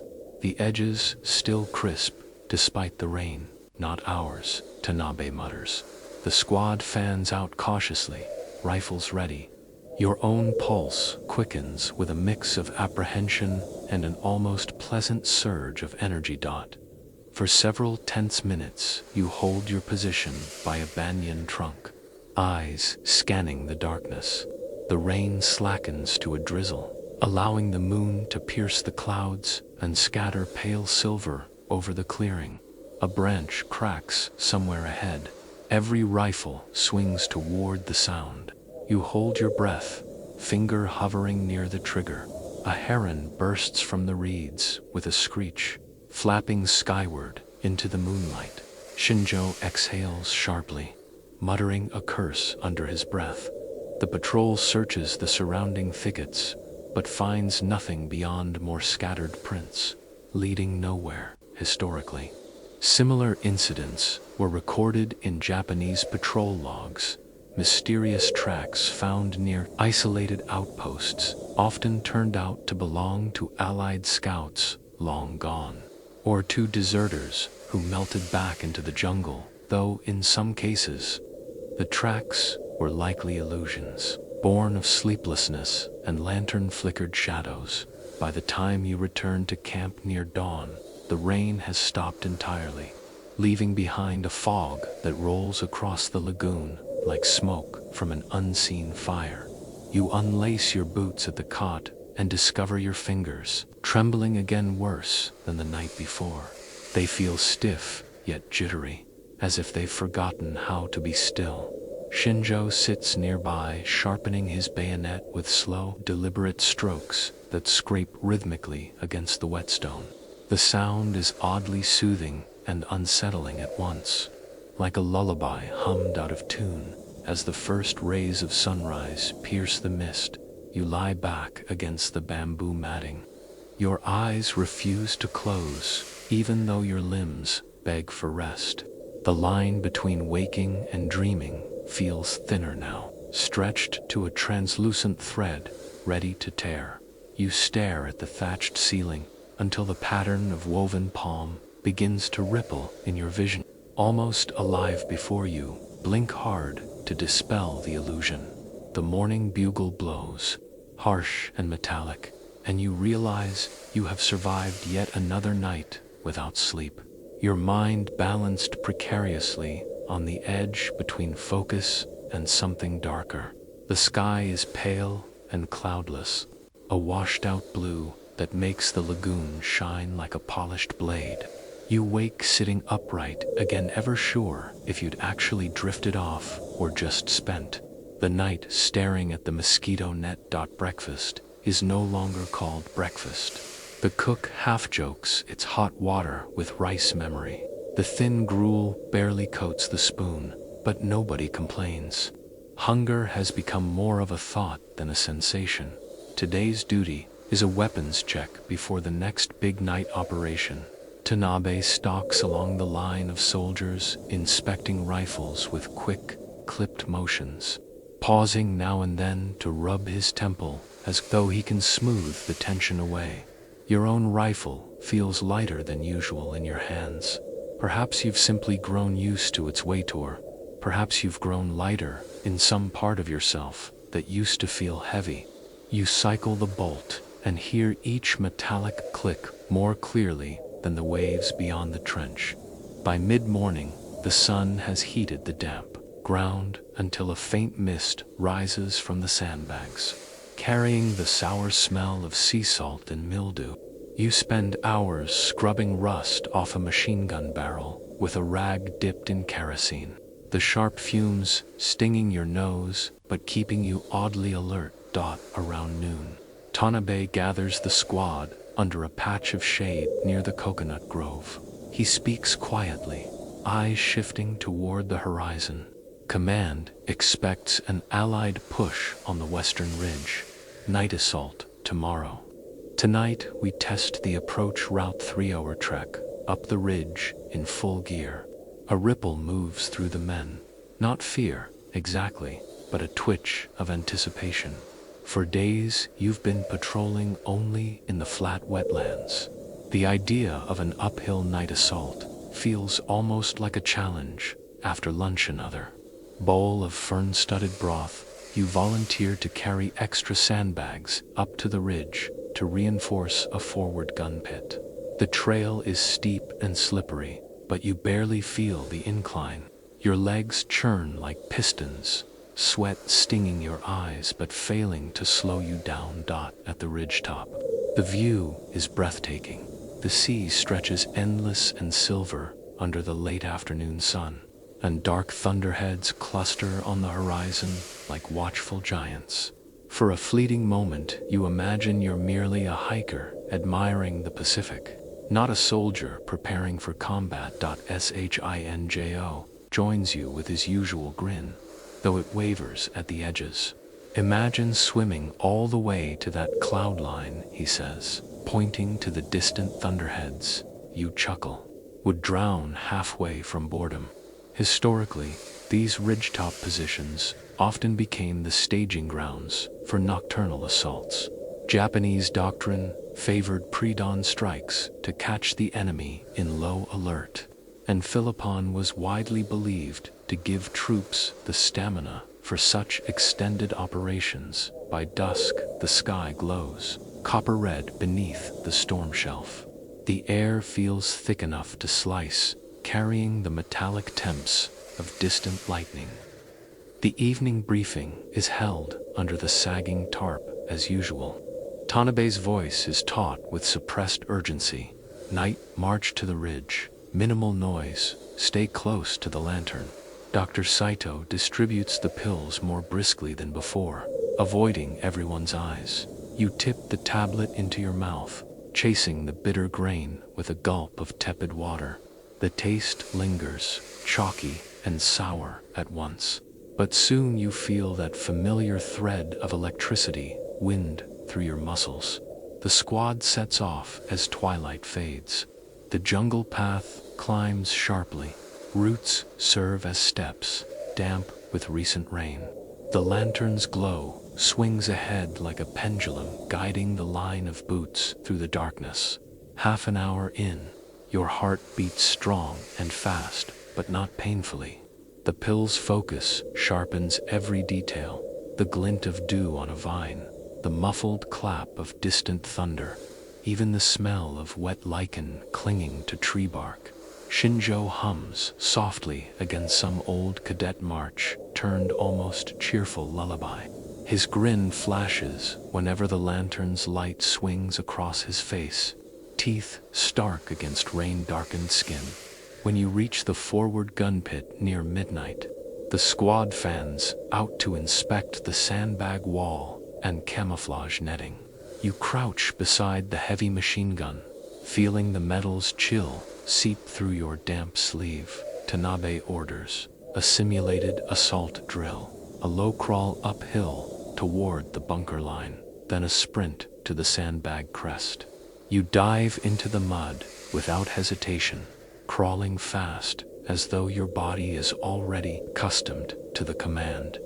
The night air fills with the hiss of crickets and the slow pound of nearby surf. Your arms and legs churn without the usual burn of fatigue, but your throat dries quickly, as if the energy comes at the cost of moisture. After 3 drills, sweat drips down your spine despite the cool air. You take a swig from the canteen and grimace at the metallic aftertaste, but the water barely touches your thirst. Tanabe finally calls a halt. The squad gathers near the ridge edge to rest. Below, the lagoon glimmers under fractured moonlight, peeking through storm clouds. The horizon is lit now and then by distant lightning, pale flashes that silhouette the palm trees like ink drawings. Shinjo leans on his rifle and mutters, "Feels like the sky's holding its breath for tomorrow." You nod, sensing the tension in the ear, the charged stillness before something breaks. Historically, accounts from veterans often described this peculiar combination of exhilaration and dread before night assaults, intensified by the stimulants' effects, the body primed for action, while the mind flickered with restless thoughts. On the march back to camp, the pill's hum persists beneath your ribs, keeping your pace brisk despite the slick downhill trail. The jungle glistens with raindrops that catch the lantern light like 1,000 small eyes watching from the leaves as you near the barracks. The rain begins against a soaking drizzle that darkens the sandbags and sends thin streams of water trickling into the trench floor. You strip off your damp tunic and sit on the cot, rubbing your stiff fingers together. The tremor is still there, more pronounced now, like a trapped insect fluttering inside your palm. Beside you, Shinjo pulls out his notebook and begins another letter. You watch the pencil jitter across the page, scratching jagged lines that sway left and right as though caught by wind. He pauses, sighs, and tears out the page, crumpling it into a tight ball before tossing it aside. His grin returns almost immediately, but this time it looks pasted on, stretched tight, eyes shining too brightly in the lantern's glow. You lie back and stare at the ceiling, The rain's rhythm above feels strangely synchronized with your heartbeat, relentless, refusing to let you drift into sleep. You close your eyes anyway, seeing behind the lids not darkness, but faint silver patterns like fern leaves etched in light. They pulse gently in time with the rain's tapping, hypnotic but not restful. Outside, thunder grumbles over the sea and fades, as if the ocean itself is reminding you that tomorrow's battle has already begun in the sky. You open your eyes again to the same ceiling pattern, realizing you haven't slept a single hour in 10 days. The knowledge registers less as fear than as a distant curiosity. How long can a body keep moving under the rule of a tiny, bitter pill?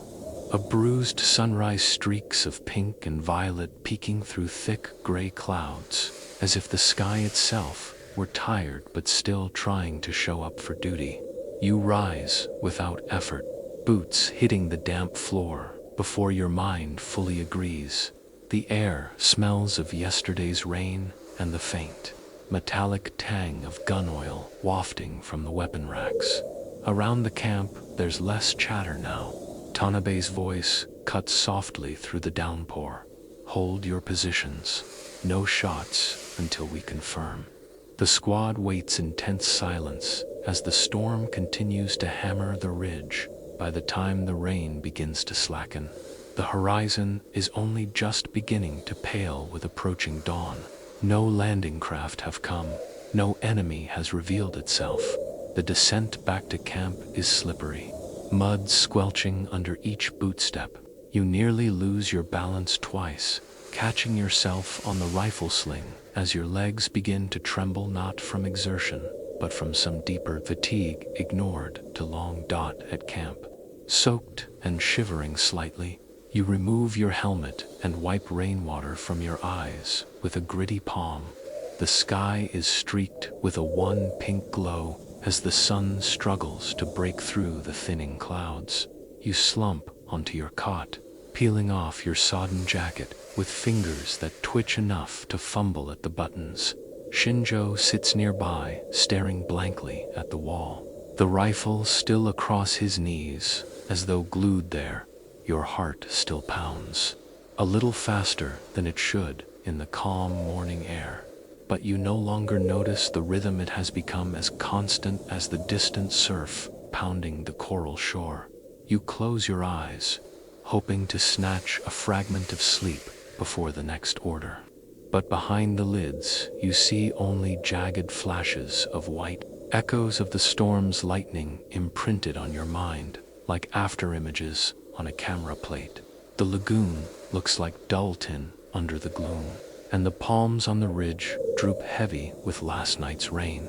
You sit up slowly on the cot, joints stiff, as though your bones remember every climb and crawl you've done over the last 2 weeks. Your eyes feel grainy, yet somehow you're still alert. The way a lantern's flame stays lit even when the oil is nearly gone. Breakfast is a meager scoop of watery porridge. No vegetables, no fish. The cook says little. He simply shakes his head when Shinjo asks if there'll be tea. You finish the meal quickly, the bland liquid sliding down without taste. Tanabe announces that a tropical squall is moving in by afternoon. The ridge bunkers must be reinforced yet again, sandbags shored up, drainage trenches cleared of silt. The squad sighs in silence and shoulders their tools, boots sucking at the wet ground as you all march out. The air on the trail is thick and damp, saturated with the smell of rain-soaked bark and sour mud. The ferns along the path drip steadily, sprinkling your sleeves as you pass. You reach the ridge and begin clearing a trench that has partially collapsed in the night's storm. The earth is slick and heavy, sliding off the shovel in clumps that splash your boots. Shinjo works beside you in near silence. His once constant humming has faded into the occasional grunt of effort. By mid-morning, the clouds darken to charcoal and a warm drizzle begins to fall again. The sky looks bruised, and the breeze carries the electric scent that always precedes a thunderstorm. During a short break, you squat on a sandbag to drink from your canteen. The tepid water barely moistens your parched throat. Your fingers tremble slightly on the cap, and you notice small crescent-shaped cuts where your nails have pressed into the skin from gripping the shovel too hard. Shinjo wipes sweat and rain from his brow with the back of his wrist, muttering, 2 weeks awake. The frogs sound like they're singing my name now. You half smile at the remark, but it lingers in your mind. The frog chorus does seem louder today, deep, rhythmic croaks echoing from the marsh below the ridge. Historically, soldiers stationed for extended periods on Pacific ridges often described heightened sensitivity to jungle sounds. Prolonged stimulant use and sleeplessness could blur the line between actual noises and imagined patterns, a phenomenon later recognized as auditory hallucination. By noon, the drizzle has thickened into steady rain. Tanabe orders a retreat back to camp before the trails become impassable.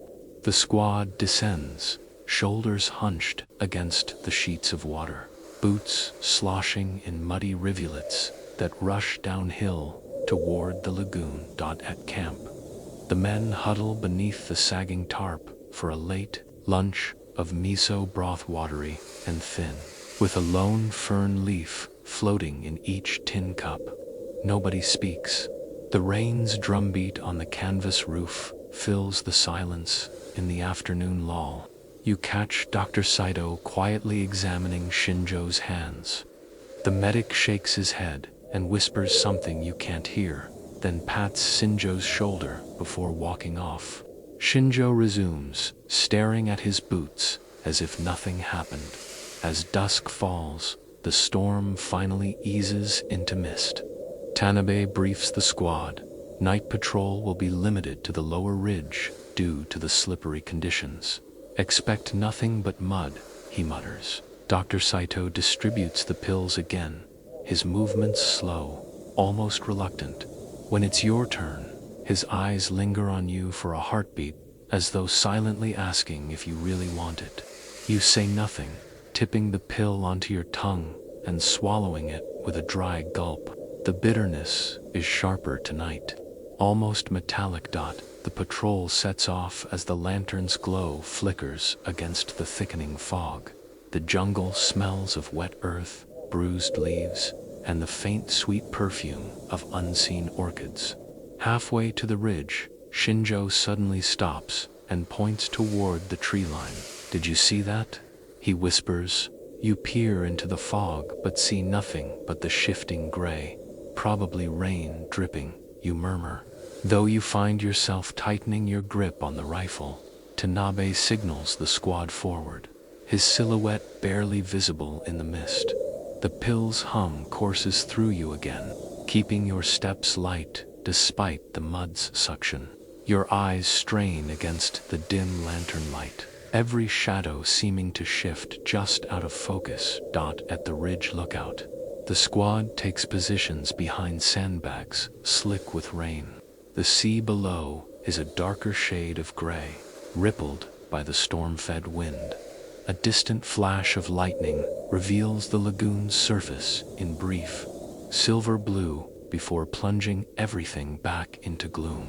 The frogs croak in their relentless rhythm, a strange, steady counterpoint to the rain's patter. You rest your rifle on the sandbag wall, eyes scanning the waterline for any sign of movement. The moon occasionally peeks through torn clouds, spilling pale streaks across the waves like molten steel.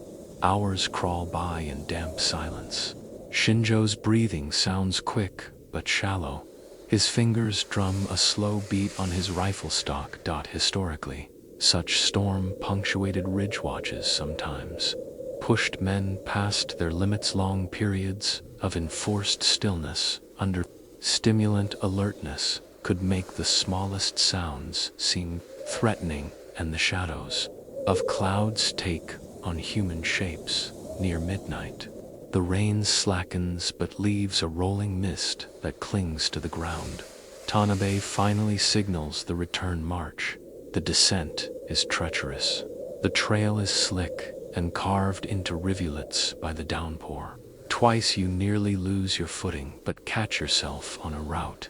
The pill's energy keeps your legs steady even as the rest of your body longs to sit down. At camp, the men peel off their soaked jackets and boots in silence. The lantern flames sputter in the damp air, casting wavering shadows on drawn faces. You sit on the cot and try to flex your stiff fingers. They twitch uncontrollably for a moment, as though mimicking the frog's chorus outside. You stare at them until the tremor slows. Shinjo lowers himself onto his own cot and leans forward, elbows on knees, staring at the floorboards as if expecting them to ripple.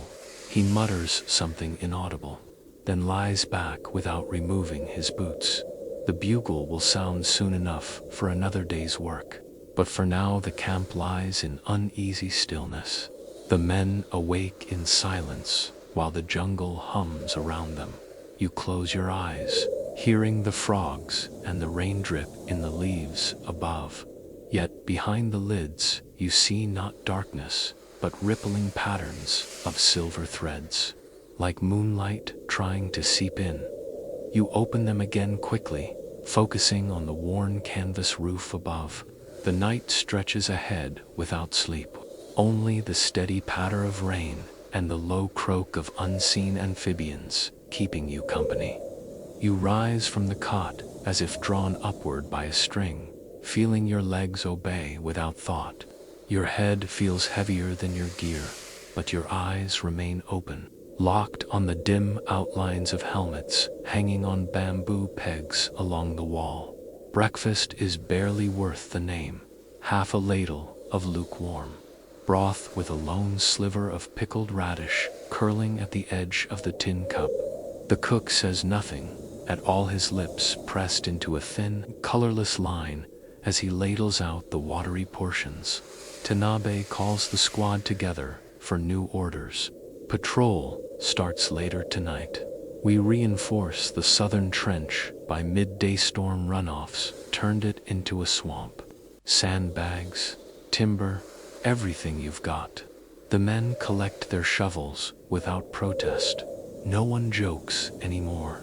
The silence feels like a thick, wet blanket smothering what little humor used to flicker around the campfire.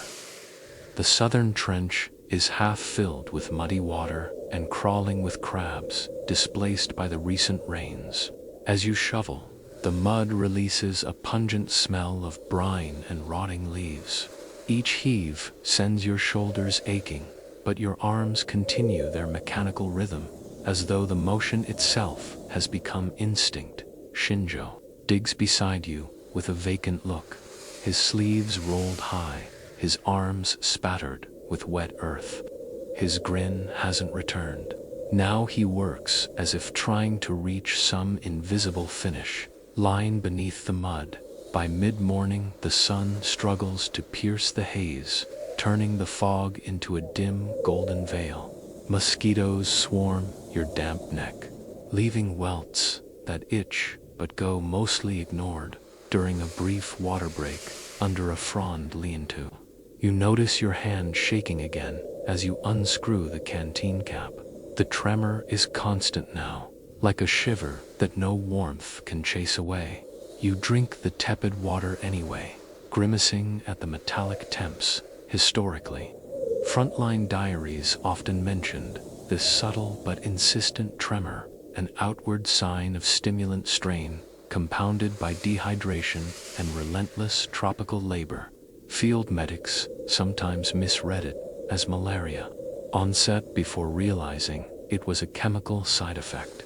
After lunch, just another ladle of miso broth with floating fern stems. Tanabe posts to men to repair a bamboo walkway over the marsh near the supply hut. You're tasked with helping Shinjo haul new timber from the beach. The The logs are slick with seaweed and smell of salt and sun-baked brine. You lift one end onto your shoulder, feeling the damp wood's grit bite into your shirt. The pill's lingering hum carries you up the slope in steady strides despite the weight. On the ridge, the wind rises, carrying with it a distant roar of waves hammering the coral outcrops. The sky darkens again, promising another storm before nightfall. Tanabe inspects the rebuilt trench with a curt nod, then sends the men back down before the trail becomes a mudslide. Evening descends early, the horizon cloaked in rolling thunderclouds that flash with silent lightning far out at sea. The air smells of ozone and wet bamboo as the men gather beneath the tarp for their scant dinner. Dr. Saito arrives, carrying the pill tin, his eyes tired but determined, one each. "And drink more water," he says. His voice sounds almost fatherly tonight, though the warning in his tone is unmistakable. You tip the bitter tablet into your mouth and swallow it with a gulp from the canteen. The taste seems harsher now, the bitterness blooming across your tongue like crushed bark. The patrol moves out into the mist-soaked night just as the first light rain begins to patter on helmets. Lanterns glow like floating embers in the fog, throwing long, shaky beams across the slick jungle trail. Halfway to the ridge, the thunder finally speaks, a deep rolling boom that vibrates through your chest. Lightning follows, forking bright white across the clouds and briefly bleaching the palms into pale skeleton shapes. Tanabe halts the squad at the forward foxhole, motioning everyone down. You crouch low behind a damp sandbag wall, your rifle steady on the ledge. The sea below glints in flashes of lightning. Restless and silver dash-edged, hours crawl past in drenched silence, interrupted only by thunder's distant applause and the frog's unyielding chorus from the marsh below. Shinjo's breathing beside you comes in short, shallow bursts, his fingers twitching now and then against the stock of his weapon. Historically, veterans of such ridge watches often recalled the feeling of being suspended between battle and nature's spectacle. Lightning strikes illuminating the sea one heartbeat, then sinking everything back into impenetrable blackness the next dot near midnight. A low rhythmic thump rides in on the wind from far-off, shore-like drums, muffled by distance. The squad stiffens, peering into the dark horizon, but another peal of thunder drowns the sound before it can be confirmed. "Could be waves against the reef," Tanabe murmurs. Though his eyes stay fixed on the horizon, the pill's hum keeps your senses wired despite the monotony. Each gust of wind against your cheek feels sharper, each raindrop heavier. You blink often, trying to clear the phantom afterimages left by lightning behind your eyes. By the time the storm weakens and dawn begins to gray the horizon, no enemy has appeared. The squad descends in tired silence, boots squelching through thick mud, lantern light bobbing weakly as it competes with the coming day. Back at camp, wet jackets are peeled off and hung over bamboo rails that sag under the weight of sodden fabric. The cook stirs another pot of broth in weary circles, the steam rising thinly in the chilly morning air. You sit on your cot, working at the laces of your waterlogged boots with trembling fingers that fumble and slip more than once. Shinjo drops heavily onto his bedding without a word, staring up at the canvas ceiling as though counting every raindrop's tap.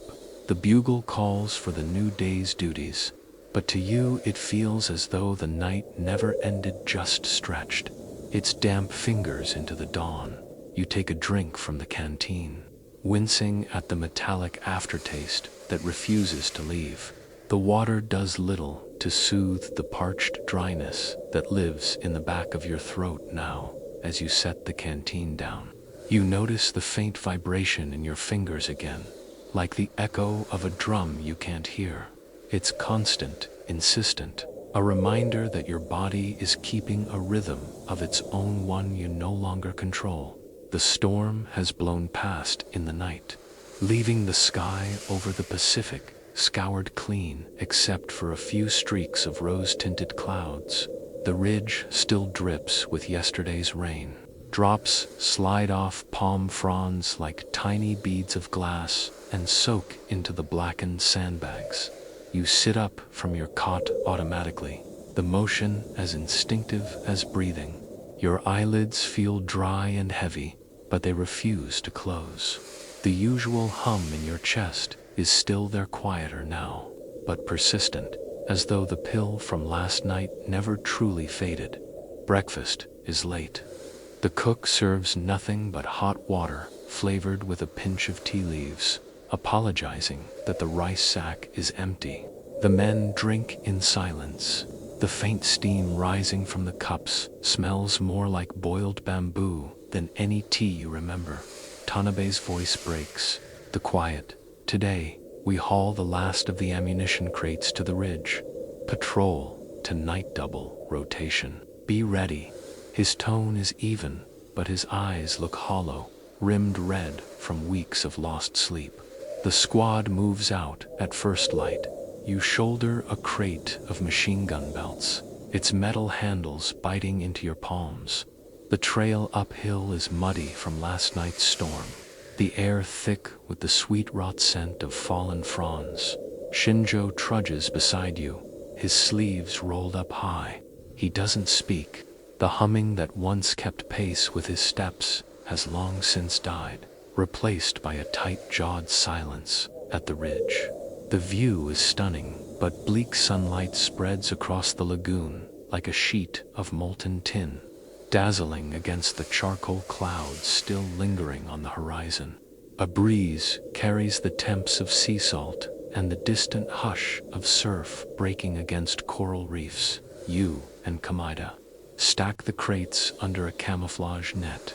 The rough hemp scratches your forearms, leaving pale red welts that burn faintly in the humid air. During a short rest, you sip tepid water from the canteen. It barely moistens your mouth. The metallic aftertaste is stronger than ever. Your fingers tremble as you tighten the cap.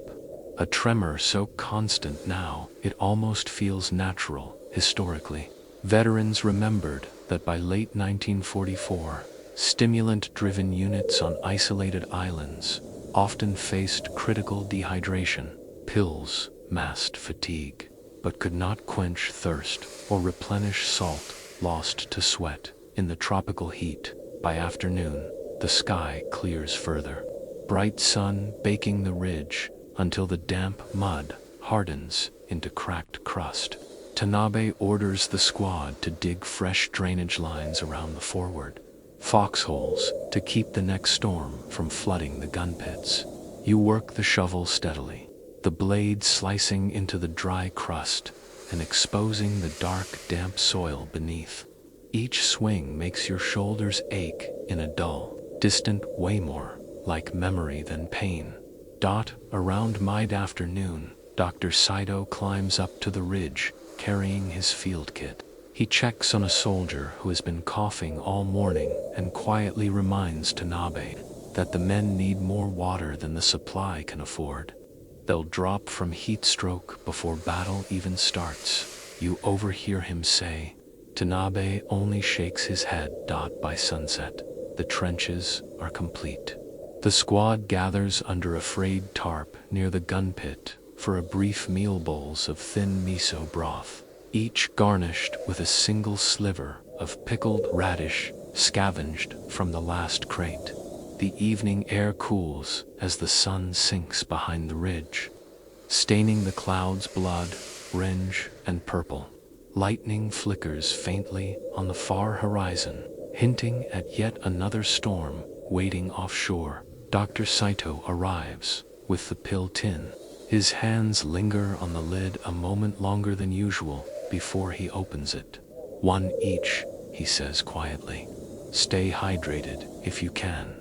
His voice carries an almost pleading tone. You drop the bitter tablet onto your tongue, swallowing it dry. The taste scratches your throat and settles into your stomach like a hot coal, familiar yet still unpleasant. The patrol steps out just as twilight fades, lantern light bouncing across wet palm trunks. The path feels narrower tonight, hemmed in by shadows that stretch long and thin under the swinging glow. Half an hour in, you hear the pill's energy unfurl inside you. Again your pulse quickens to a steady beat. Your stride lengthens, your senses sharpen to each drop of dew sliding from a fern. Shinjo walks a pace ahead, his rifle slung loose but his eyes darting at every rustle of leaves.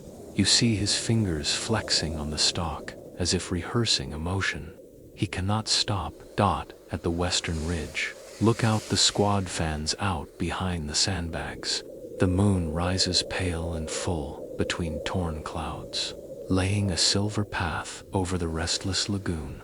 For an hour you scan the horizon in silence, every flash of moonlit surf convincing you something moves just beyond sight. The frogs' chorus from the marsh sounds strangely melodic tonight, rising and falling like the sea's own breathing. Historically, many soldiers on similar watches later described the way sleepless nights and stimulants sharpened. Hearing blurred the boundary between nature's rhythms and imagined enemy signals. Some swore the croaks of frogs became coded messages, or that the surf's hiss carried whispers. Shortly after midnight, a faint thud reaches your ears, distant but distinct, carried on the wind. The squad stiffens, peering into the mist that hangs low over the lagoon. Probably driftwood hitting the reef, Tanabe mutters. Though his rifle remains leveled, another hour passes, the night dragging on in damp tension. Your mouth grows so dry, you chew on the inside of your cheek for moisture. When Tanabe finally signals the return, dawn is already graying the sky above the palms. The squad descends in weary silence, boots slipping on the muddy slope carved by last night's rain. At camp, wet jackets are peeled off and hung to dry. The cook stirs a pot of broth that barely steams in the cool morning air. Handing out portions wordlessly, you collapse onto your cot, fingers fumbling with bootlaces that slip from your trembling grasp twice before coming undone. Shinjo sits cross-legged on his bedding, staring at his bayonet as though it holds an answer. He hasn't spoken since leaving the ridge. The bugle sounds for the morning shift, but to you the call feels meaningless. The night and day have become the same endless, gray stretch of labor and waiting. You sip from your canteen and grimace at the lukewarm metallic taste. The water brings little comfort. Your throat remains parched as though the pill has burned away your thirst along with your sleep. As you set the canteen down, you notice your hands trembling so visibly now that the water ripples in its cup. The sight brings a quiet unease. The body still obeys every order, yet it trembles as if warning that some unseen limit is near. The weeks of marching, digging, and sleepless watching now blur in your mind into a single long night lit by lanterns, rain, and distant lightning. You picture the ridge as you last saw it, the jagged line of sandbags crouching under a moon-washed sky, the lagoon stretching silver beneath slow-moving clouds. You remember Shinjo's fading grin, the bitter taste of each pill, the weight of a rifle that seemed to grow lighter as your own limbs thinned. You remember the frogs croaking like a distant drumbeat, and the waves whispering stories no one could understand. Now, as the danger ebbs and the storm clouds thin, you let your breathing slow. The ridge, the trenches, the patrolling lanterns all soften in your memory as if wrapped in mist. The men's faces, drawn and restless, become silhouettes fading into dawn's pale light. In the stillness, you imagine laying your rifle gently against the sandbag wall, feeling the warm, humid breeze brush over your palms without the tremor. You picture closing your eyes, just closing them, finally, and hearing only the hush of the sea rolling against coral rather than distant thunder or phantom drums. Somewhere, a gull cries above the lagoon, and you imagine that sound pulling you back toward calmer shores.